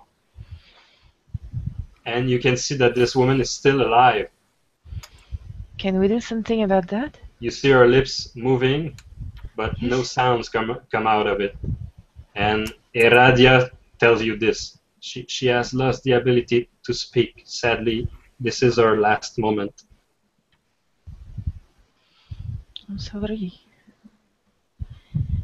This is Queen Eoline Haposi, sovereign of Anoren, sixth wife and last wife of King Aposi, and your queen. And You're she right. is dying, and I don't know what to do. If I could give my life for her, I would, but I don't know neither what to do. I'm not sure if I remove the sword if she would stay alive much longer. It could Can you kill can her you instantly. can you place me at her side, please? Of course, of course. So I'll put her down as softly as I can. So she's like a kid now with her dying mom or something. She's very close maybe to this person. So she's crying at her side and playing with her hair and trying to make something out of this mess. And then Queen Aposi lift her finger to her head and you can see her lips moving, but she cannot speak. She have lost the ability to speak. And she point her head. There is like a crown on her head made out of stone and jewels. And you can see the little girl reading her lips, and she seems to understand what the queen is saying. You can You tell know when me? you know someone for a long, long, long time, and they just do a gesture and you understand a full sentence? Yeah. This is what's happening here. So the queen is just doing small gestures and appoint the crown to the little girl. So Eradia finally take the crown in her hand and pass it to you. I cannot keep it. She Where? give you the crown and she take the hand of the queen and place it on the crown. And she said, Queen Aposi would like you to give this crown to the seventh wife of King Aposi. He gets 7? Yes, the sixth wife, his sixth first wife, were stone women. But the king also married a seventh, but this one is human. Right. This is not what the stone men want, but this will have to do to preserve the Haposi line. You have to find this girl and give her the crown. I'll do as you say, my lord. My lady. She rode with us, and when the caravan was attacked, she leapt on a horse and rode straight up to the east. Sorry, the west. I'm confused. This way. And you can confirm it is the west, in fact. Okay. In the direction of the capital. Okay. if you could be so kind to ride after her and try to catch her before anyone could do her arms. Of course, Please. of course. We will do our best.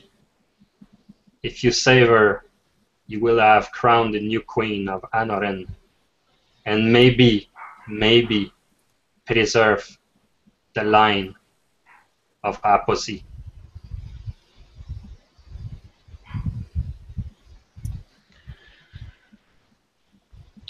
It So, was it was the direction the horses I saw run away from the caravan.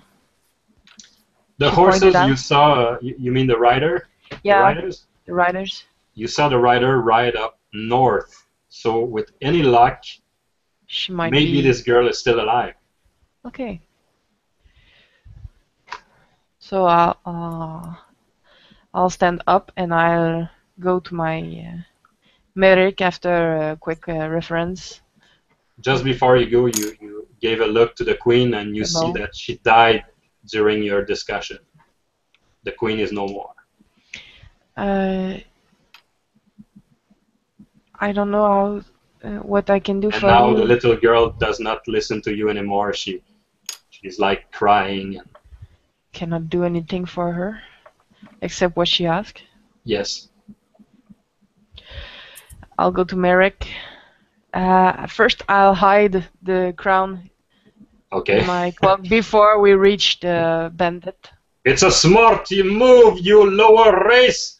Don't touch the ground. Actually,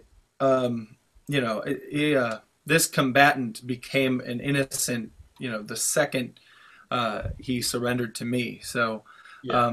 when you get back, he is maybe 150 paces out. I would like to think, if the GM approves this, Yeah, out yeah, in the desert, walking away while his weapons are on the ground here. absolutely. Walking, I would say, I don't know, north or south or whichever direction he would come from. And he's very thankful, probably, and did not ask for his horse. He wouldn't have got it anyway. Yeah. Did you Could, get the, could he have one thing, though? Could he bring his Absolutely. buddy back? His buddy doesn't seem to be dead yet, so maybe he could drag him into the desert. And Oh, his buddy's not dead yet? Okay. Oh, okay. You right. wanted him? No, I'm kidding. I'm kidding. Yes, absolutely, he can. He can. Either to get him some healing or to Yeah. give him a burial, whatever he would want to do. Yes, I think he wants a rug for dragging him along. maybe. Yeah, maybe he'll get hungry. All right, so both of them are on their way, and you will never see them again. What did you discover, Sarsa? A sad moment, but a glorious one for me. I saw the last moment of the queen.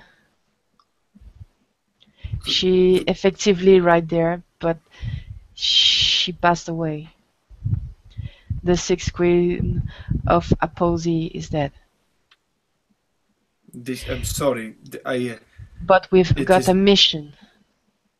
You're telling me that we have a mission for the sixth queen of Aposi. I've been hit in the head today. I've been covered in sand. I've been blinded. I'm not even sure if I'm still alive. Are you telling me that what you are saying is true? Yes. The little Oh. girl you saw me with is a little handmaid, and she transferred me the last request of the queen. Okay. If you don't like the camel, I think we have two horses, but we I- have to ride west immediately. Where are we headed? He mentioned a place called. I have area knowledge of Anoren. Okay. Can I roll it to see if I was aware of? Did he say Brim's Keep? What was Yeah, it? you can roll it. Yeah, of course. Brimkeep. Let's see if I got this. Yeah, you memorize all your maps. You know what? I have multiple screens, so I got it right here. I'm cheating, so, so Oh, I know. I admitted it. I'm too honest for my own good. I actually rolled an 11. My skill number is an 11. Oh, that's Um, fine. That's okay, fine. so Brimkeep is the second largest city in Anoren. It's built around like a Stargate-like artifact made out of crystal. It's a ring made out of crystal, and there is an order of a very mysterious and warrior-like guardian called the Obsidian Keepers. So there is some funky stuff going on at Brimkeep, and it's totally possible that a wizard could be found in this city. It's totally possible. so is that that's pretty much that's on the east side of Anoren. Is that Yes. west of us or is that east of us You see or north the of us? dot in the middle between Yes. Anoren and Brimkeep? That So would be near your position. okay. So I explained to her. so Sirsa saw the riders ride north, and she explained that we've got to go to the west. the seventh wife was riding west, just to make sure. We've got to go to the west. Yeah. I'll explain it while we travel. Okay, I will trust you. Just to inform you that the person who ordered this attack could very well be to the east. But it could be a wild goose chase. We could be going there for no reason. He could have lied, and I could have let him go on the desert. We are not running after the one who made this. We are running after the one who could have survived this, and we need to keep safe. That sounds very important. I am Please. at your disposal. Chose horses or camel, and Horses. What is there a Horses. choice really? Horses. we're going along. And we're going. All right. Here's the thing, though. I I don't think- want to feel like this is a failure for my character. So, and at the same time, I like the comedic relief. So, for those two reasons, one out of character, one in character, I'm going to try to ride the camel. You, sir, are a brave and honorable man. I've also been hit in the head a few times, so Yep. That happens. can I roll riding camels? Is that So what I do? you're Go ahead. mounting your camels and go due west your possession. Okay. And you ride. Yes. And we're going into a montage mode. We see your characters riding in the sands as the sun goes up. We see you stop at some oasis to get some water. We see you then meeting with some Minari, with our human of the desert, like a nomad or something. And we see you discussed with this old man, and he's pointing a direction.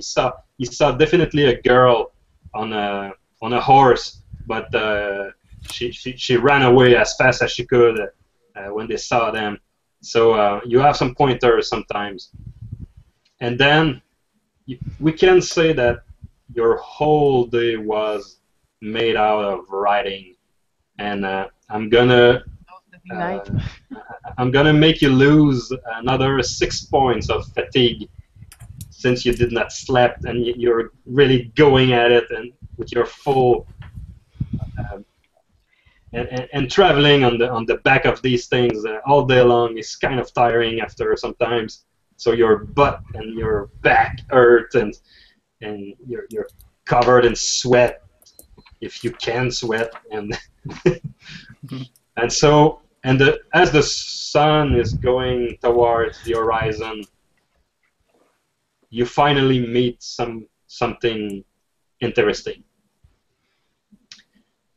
you see a horse on the ground Dead. that was killed. The horse is on the ground, and his neck was ripping off, and there is a splash of blood on the sand, and you can see footprint, still footprint in the dunes of a human running in the sand. And as desert people, you know that if you can see the footprint, the wind did not broom it away yet. It's still very fresh. Close, very recent. Yeah. But there is this horse down for the count, not moving, and his neck, a large portion of his neck being removed by something. Getting after the footprints. I don't know what did this, but stay alert. And I'll do, the other thing. I'm gonna go over to the horse to see what, to see if I know what did this deed to this horse. Would that be more of like a heal check, or would that be, could that fall under survival desert to see if I know of any creatures around here that have done that? Or that could cause such a wound. Yeah, I would make it first aid or some skills that can handle that. Make it an IQ -4. Okay. It's by default. Your character is not trained in those ways. So I gotta get a 7 here. Let's see. I do not. I get a 15. Okay, so you cannot say what could have made this, but one thing you can say it's a violent wound. It's something that happened suddenly and forcefully. On foot with my camel in tow, I will go following the trace in the sand before the wind just blow them out. Sorry, Virginie. I think I missed some audio. I said I would train my. I will keep my camel by. In the direction of. Yeah, we're following the footsteps. Okay. I suppose that Merrick follows, and you ride in this direction.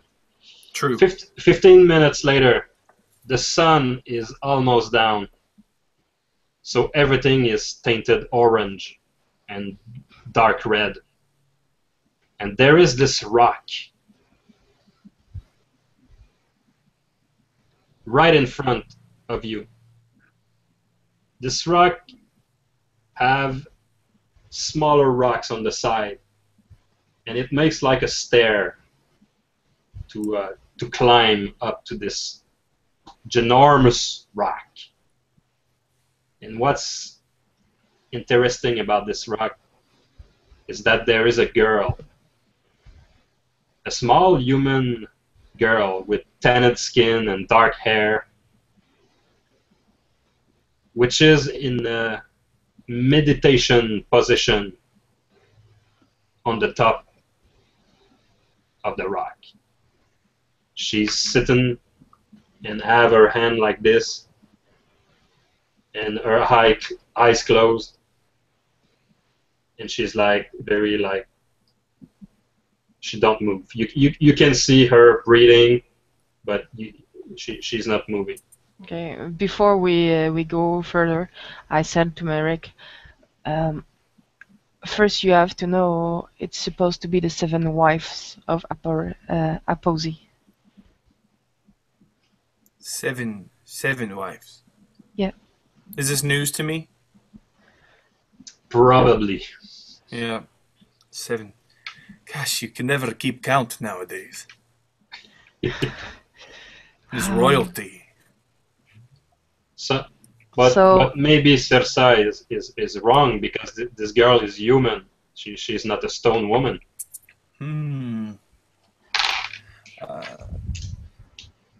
Shall we approach? Yes, but carefully. We don't want to harm her. We want to protect her and maybe get us back to the city with what is rightfully hers. I mean, would I be able to tell where she'd be from? I mean, well, you know what? Actually, no, this is my conclusion is probably that that was her horse, and that now she's meditating after her horse got offed. So, yeah, think we could we approach slowly. I might make some sort of psst noise to see if she maybe snaps out of it and Okay. realizes we're here.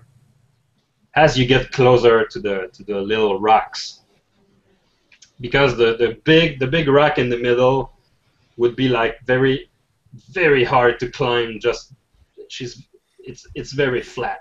But if you climb on the little rocks, you can go up. As you get closer to these little rocks, Merrick says something. A shadow in the corner of his eyes.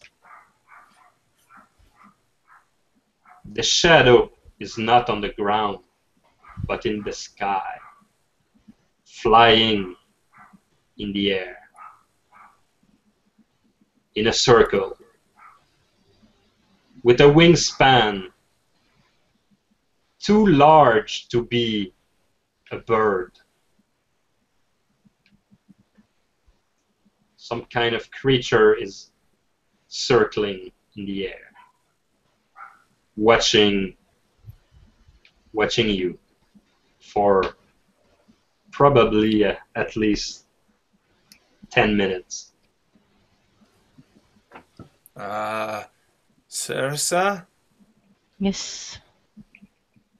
um, it is that. And as you point the creature, you can see a shift in her wings and her silhouette plunge towards you. Grab the girl. But How she lands. The Oh no. massive 500 pounds creature lands just behind the girl and pound on the rock like bam with a majestic presence. And I'm going to try to screen willpower? share. I'm going to try to screen share something here. Uh,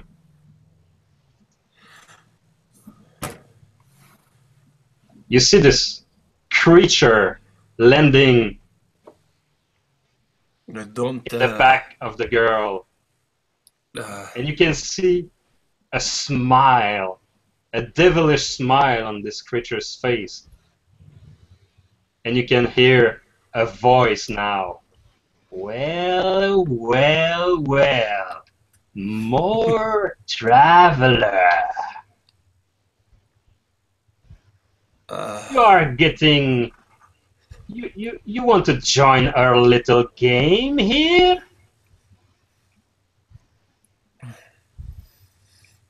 Don't stay there staring at me. You know very well what I am. Is this the lion body that makes you afraid? Or is it my devilishly good look? The second one. No. I'm speechless. I yield, not on purpose, yield to Cersa in that I am frozen like I have literally stood off the edge of the world and stared off into nothingness. You will make me a self-control roll that is near your disad. All And right. it's pretty serious disad you have there. Now, wait. Self-control, would that be will power? Will? Aside from your disadvantage, you have a number in parentheses, 9 or less. Yes. Is This about is your 900? self-control number. This is how severe it is for you. It is severe. And if you miss All it, right. we will have to track the difference. So roll your number, please, and tell me what you got.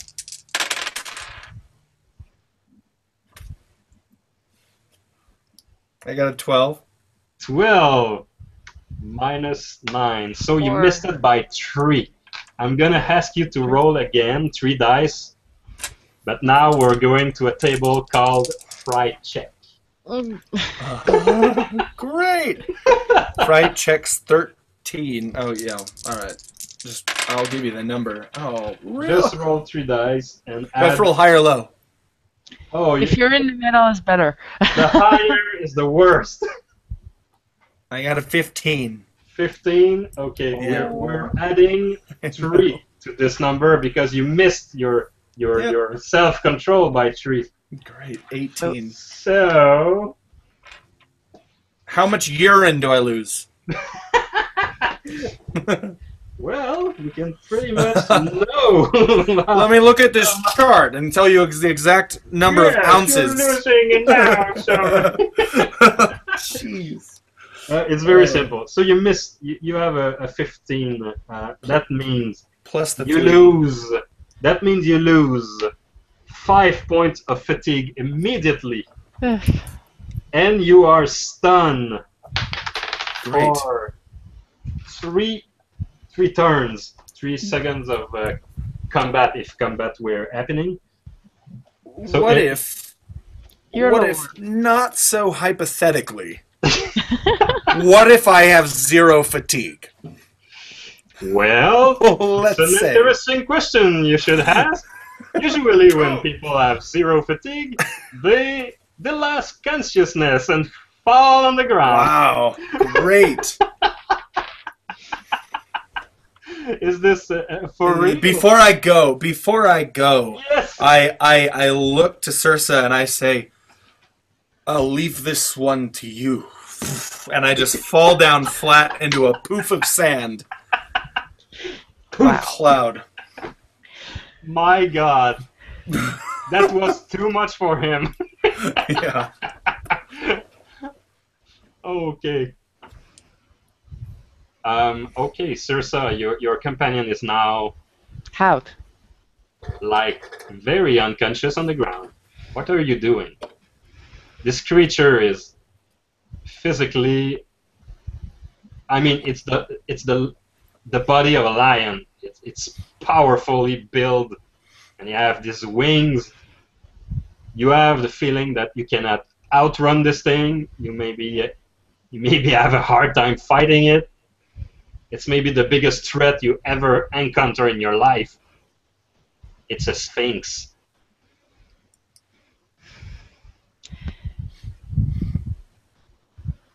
So, little one. A Voran, I can see. I like you, reptilian. You make me smile. I can see in your face you are wondering why this poor little girl is doing meditation training while I'm looking at her, right? Of course. I'm going to tell you why. That's because the little wench is a wise one. I ask her an enigma. And instead of answering me, she's just keeping silence. And I'm waiting here for the sun to go down. Because my patience have limits. And I am hungry. The flesh of a horse does not satisfy me. I prefer humans, reptilians, and stonemen in that order.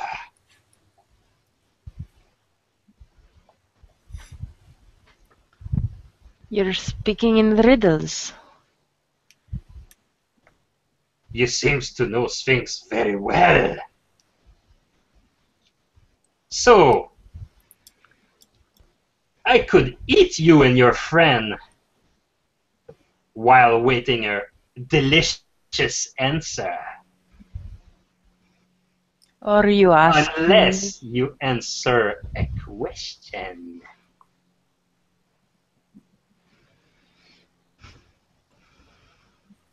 What do you say? Ask your question. I don't seem to have any kind of other possibility. The game is afoot then, and your life will be mine if you are wrong. Slap your companion in the face. Wake him.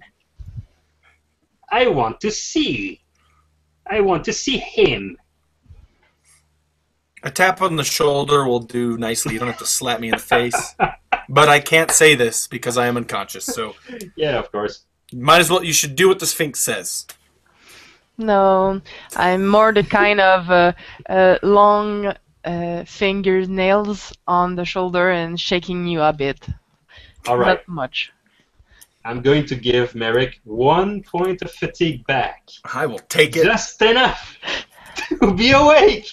Wake up. How many do I? I'm not gonna lose it when I look at the Sphinx again, right? No, You lose your you one. had your check. No. But if this Sphinx would do something else, you could have another fright check to roll, depending on what the thing is. Yep. Could Yeah, be. of course. Let's see. Let's see how many times I faint in one sitting. Double critical miss and 3 time fading. Yep. So you open your eyes slowly and you see Cirsa that is at your side. And then you see this beast again. I'm sorry to waking you up, but we need to play a game or we're dying. Play a game. Okay. Oh, not dying, Right. little one. I intend you to be fully alive when I'm gonna eat you. The result is the same, even if you're eating us in the middle. I prefer. A full belly is a full belly. I will not complain. I prefer to play the game. So just if I'm being honest. Let's begin now. And as she says that, you can feel the vibration in the rock in the ground, and it's intensify your fear maybe a little bit. So this Sphinx change our position, and you can see now the face of the young woman, the young human. You can see fear on her face and tears and sweat, and you see it's not a meditation for meditation's sakes, but a device for her to not speak any word. So the Sphinx sit and fold her wings in her back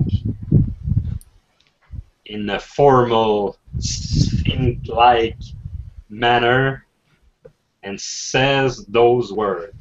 Hear me and hear me well, for I will not say those words twice. At the beginning of my life, I have no feet. I am just an idea. At the middle of my life, I have several thousands of feet. And when I walk, everybody hear my wrath. At the end of my life, I am just a memory, and all is left is devastation and death. Who am I? And she licked her lips. Might we have a moment to talk to each other before we give a final answer? Of course. 1 minute. And then after that, any words that will come out of your mouth will be the answer. Okay, I'm not very good at this. Me Do neither. And it shows. No interruptions for the minute, please. Sphinx. Sphinx.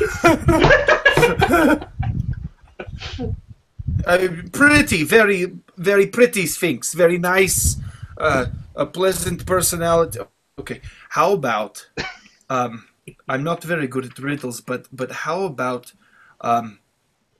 in army? Sounds like an answer to this riddle,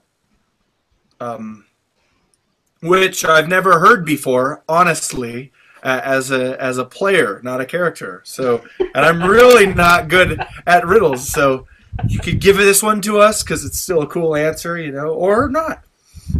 But I asked Cirsa what she thinks of the answer, or if she has any better ones or other ones at all. Sounds good for me.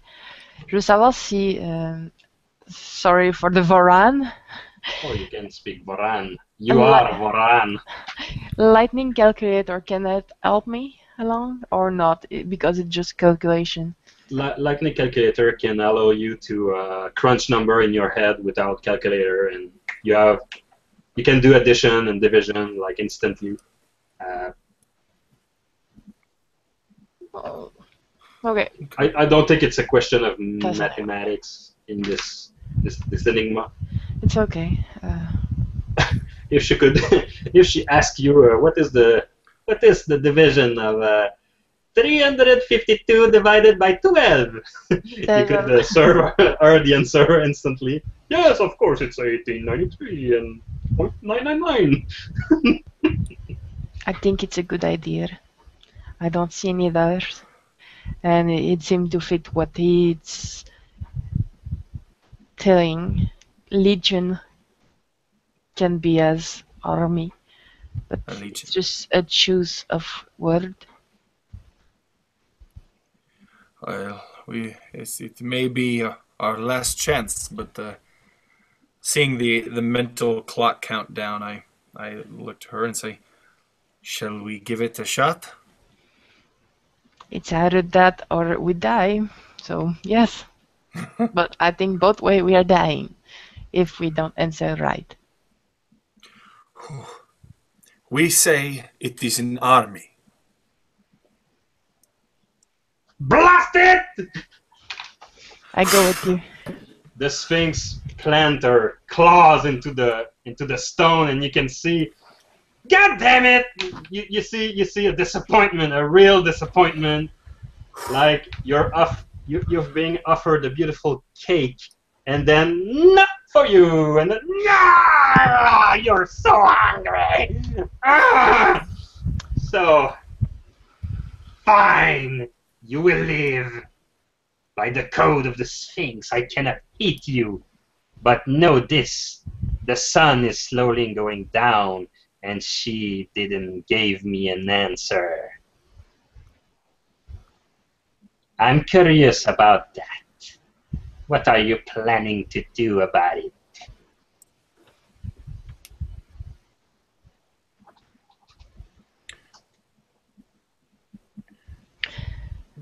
Is he saying that she, the girl, didn't give him an answer? Yeah, yes. That's exactly what she says.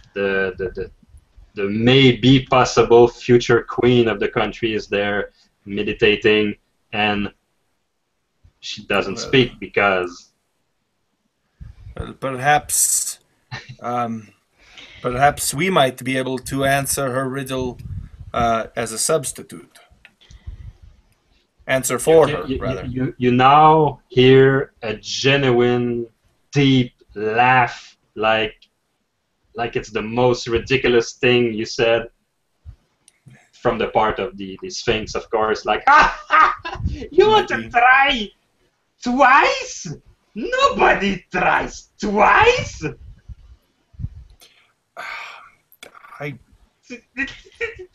She's like remembering in her Sphinx brain all the ages she saw in the past and all the people she killed, and no, it's like inconceivable. Well, perhaps there's another agreement that could lead to you having a vast and large meal. Oh, speak, boy, speak. You interest me. Before you, you see one girl, maybe including myself and my companion here. You have 3 meals, but I can point to the exact location of a sprawling area of many bodies to eat. A large meal that a sphinx as lovely as yourself would just love nothing more than to dine. I would be in your great debt if you could give me such a pointer or information, of course. But the Sphinx has spoken 2 riddles this night, and one is still unanswered. Okay, so would you be willing to trade our safety and our lives and the life of this girl for that information? I like you, little stone boy. Little stone boy. I will accept.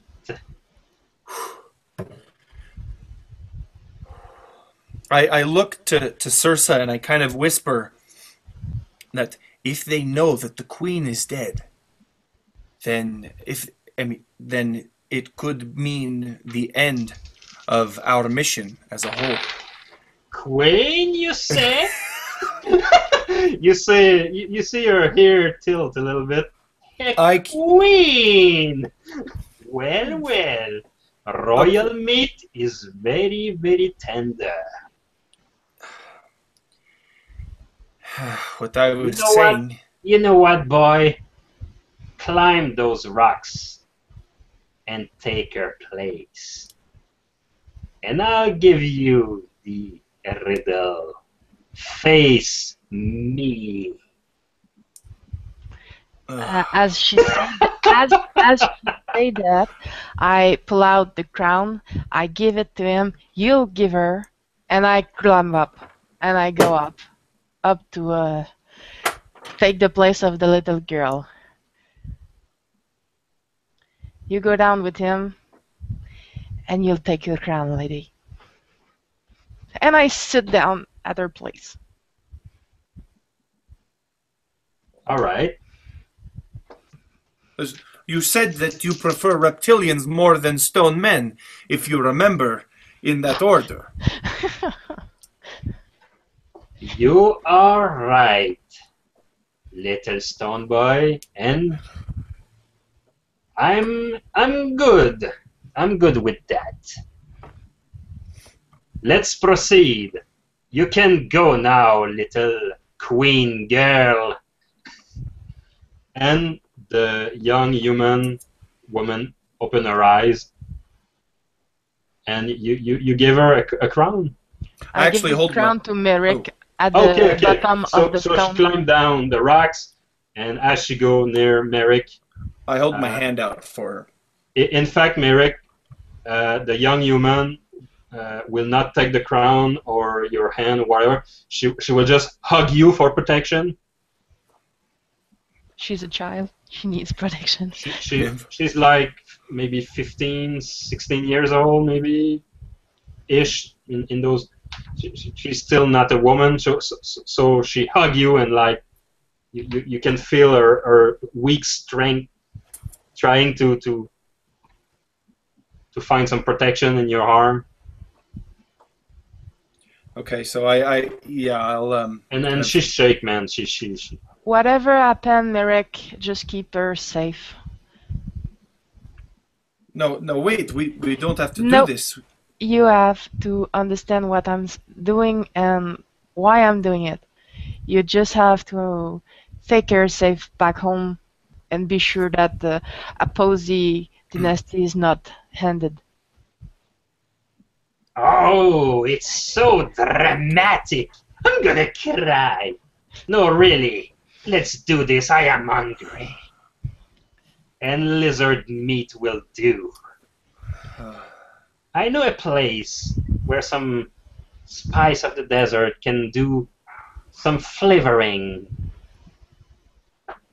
So let's begin again. I ask her, who is the rightful monarch of Anoren?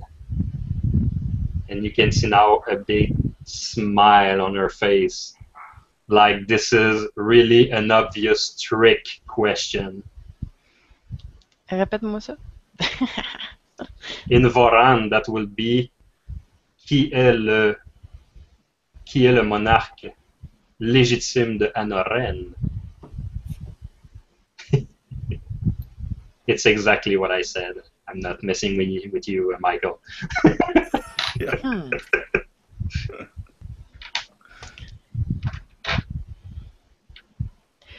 May I get a current affair business, or it's just for merchant stuff?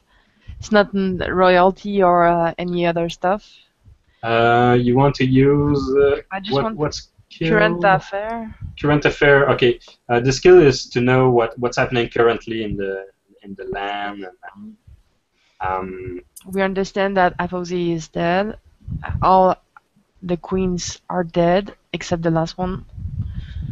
you want to base your answer on your knowledge of current events. Yeah.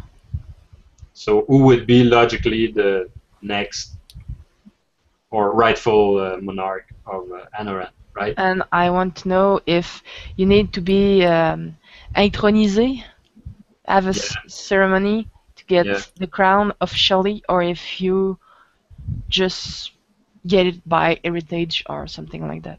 Yeah, I have your skill in front of me, and I have the feeling it's more the knowledge of what's currently profitable these days as a trader or a merchant. Okay. This skill, it's more like what's the good deal these days? In that voice. Yes, of course. Yes. Old man from the market. Okay.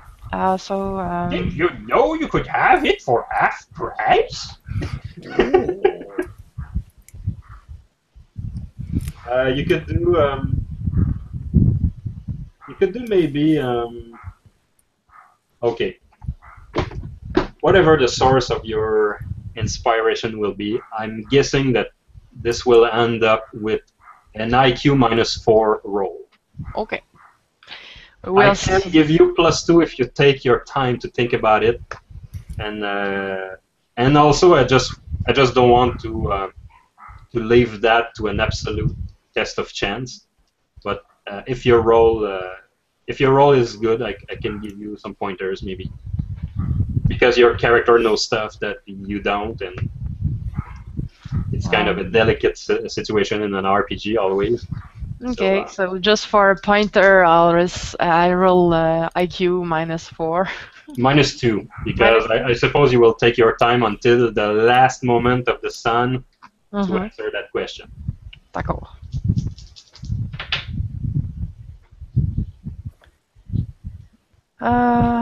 Of course not. It's hard. I understand that. I'm 9 out of 6. I suppose. Okay, so in a typical epic fantasy manner, I will not give you any pointers to the answer to that. So the answer is yours, and are you able to live with the consequences? Yes. Okay, since it's a one shot, it's okay, I guess. Okay, so who is the rightful owner, rightful monarch of Anoren? Who is the rightful king or queen or?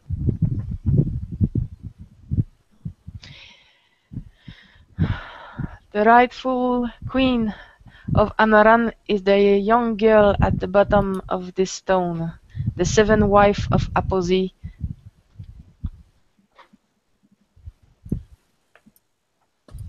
This is your answer? Yes. I don't have synonyms anymore, pues, for expressing my anger. You're right.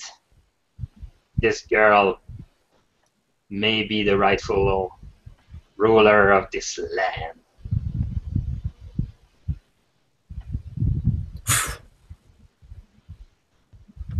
Victory music. So the Sphinx do a little jump and glide just above you.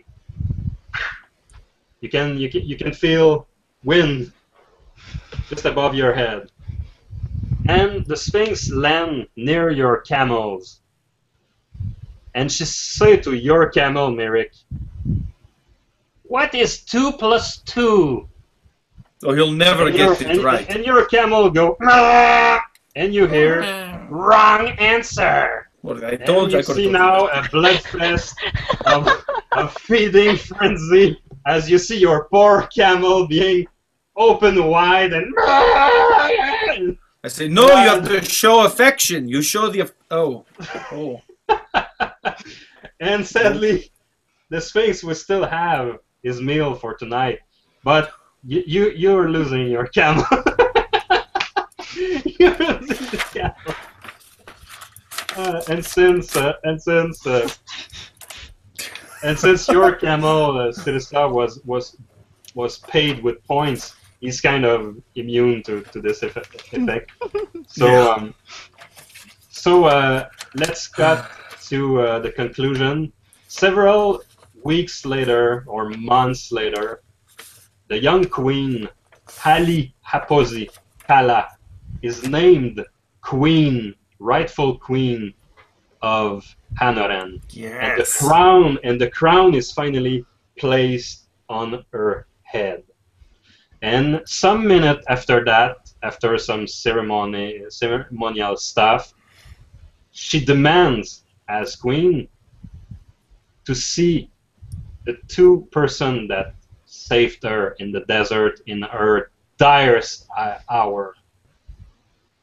And of course, the general vibe at court in the capital is that, yes, this girl is the rightful queen. Yes, it's the wife of King Aposi, but she's a human. And it's kind of sour a little bit. But for the moment, or for the following years, that will be all right. So she demands to see her saviors. First question, are you there at the coronation day? If I could have been, I would. I would Probably say there was good merchant stuff to do. Okay. Importation of special flour from another city or something like that. And let me stress something very important. In GURPS, you have an advantage called status. You can have a status in society. You have 0. You 2 have 0. You're nothing in society. You're heroes, but We're you have to zeros. force yourself. You're not governors or politician or something. And the queen, she's status 8. She spend millions of coins each month. So it's like there is no one more important in the land than her now. And yeah, as a little GIF, I'm gonna share another image with you. cool.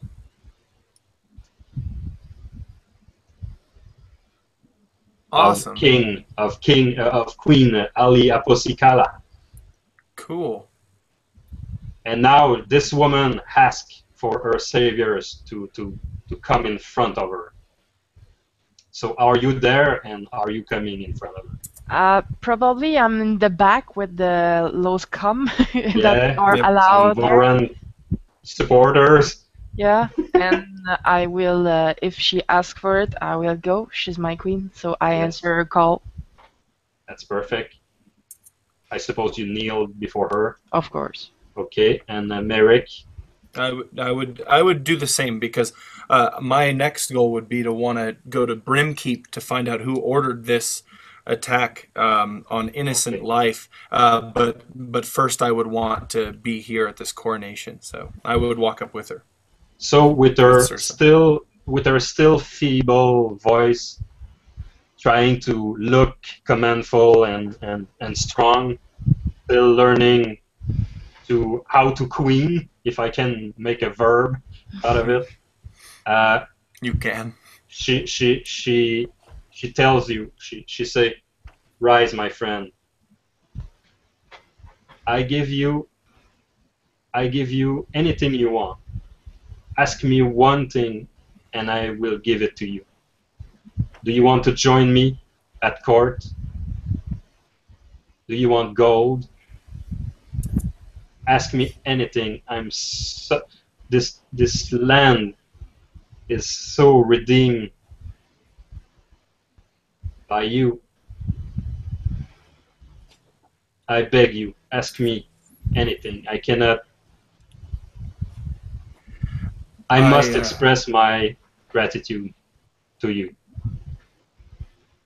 Now, you say anything. Anything. No matter the circumstances. That is correct.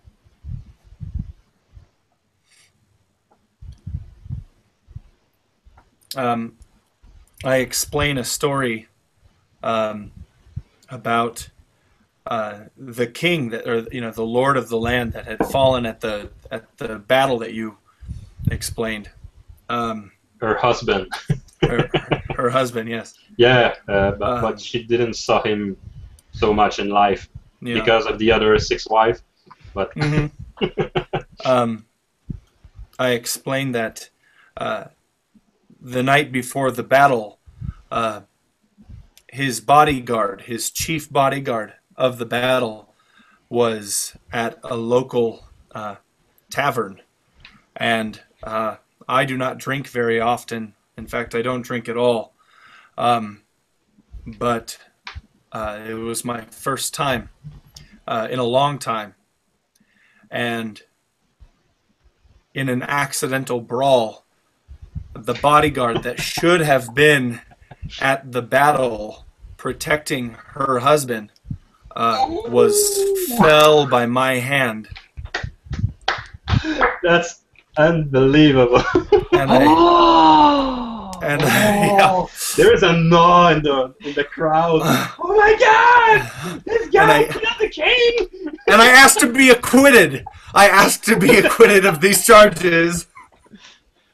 Because you said anything. No, I say. I tell her that story, and then I say, of course, I understand if this sin is too great for this land to bear, but the only thing I can ask is that which I do not have the honor enough to ask for, and that is that I be acquitted of these charges for which I am guilty. The queen says, it is done. You are now clean. And if you want to, if you're a follower of the calming wind, you may change your name to symbolize that, if you'd like to. I bow my head and I say, I appreciate. From this moment, this men have done nothing wrong against the crown, and you are free to go. I look around at the faces. I'm sure many of them will not be pleased with her decision, but in a game terms, that would nullify and erase your disadvantage, your secret, and maybe replace it with a bad reputation instead, or something like that. Yeah. No. Or maybe not. Maybe you're such an such an honorable man that maybe it's something else entirely. Well, I nod, I bow my head, and I say, "You are most gracious, my queen." I hope we will see you sometimes. Now that you are a free man. That's great. The first thing she pardoned a stone man. That's cool. That's a good way to up the popularity. reputation of the queen. Yeah, she's doing stuff for the stone man. Yeah. All right. Hey, good point. I didn't think about that. Yeah. Yep. That's why I'm exploring this Yeah. This is story. cool. This is cool. And you, Sirsa? Nervousness make me have a little sip of the tongue out of my teeth. Yes. Um, Are you doing the Ned Flanders thing where you blow hair with the nose and no, it's whistle a little bit? no. I'm glad with my life, my queen. I would only ask for maybe only a stay at your humble at your magnificent palace when I'm in town. Just a simple room somewhere so I can have somewhere to sleep without the. You are asking just for a roof for your head when you're coming in town. That's right. That will be done. I'm giving you a mansion. I wouldn't ask that much. I know I'm of a low You class. know that I could use a merchant such as you for a master of coins that I could trust I'm at your if you would call. like to. I'm at your call, my queen. So do you accept this position?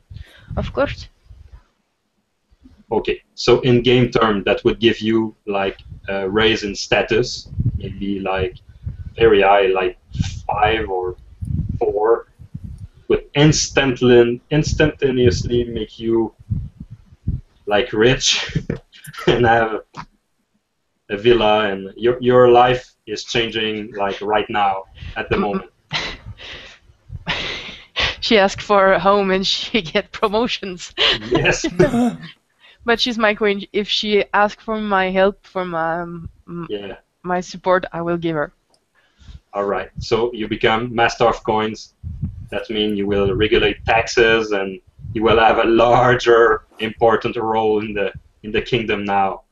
And 5 years from now, you will still be master of coins, while Merrick will still be 5 years from now, roaming the lands and doing the hunt for the Grey Wanderer. Nice. So, Cue music. cue the music! Cue the little banjo music for the end. Nope, I got none. Oh. So thanks, know. thanks. Thanks for the game. That was thanks for cool. Yeah, playing. thanks. That was great. Awesome. That was awesome. You're awesome, guys. Thank you, man. That was awesome. You're a great GM. And thanks to everybody who tuned in. Yeah. Get a dose. You finally get a dose of the Yeah. city game. Yeah. This is how it is. These are the trenches, V. These are Yeah. the trenches we exist in on a day-to-day basis. The Yeah. YouTube That's trenches. Hey, Thanks. maybe do some feedbacks on the RPG super setting page just for fun. Of course. For sure. Oh, yeah. Totally, All right. totally. Hey, thank you guys. Thank you. Thank you very much. You guys have a great day. Yeah, you too. Bye. Bye-bye. Bye.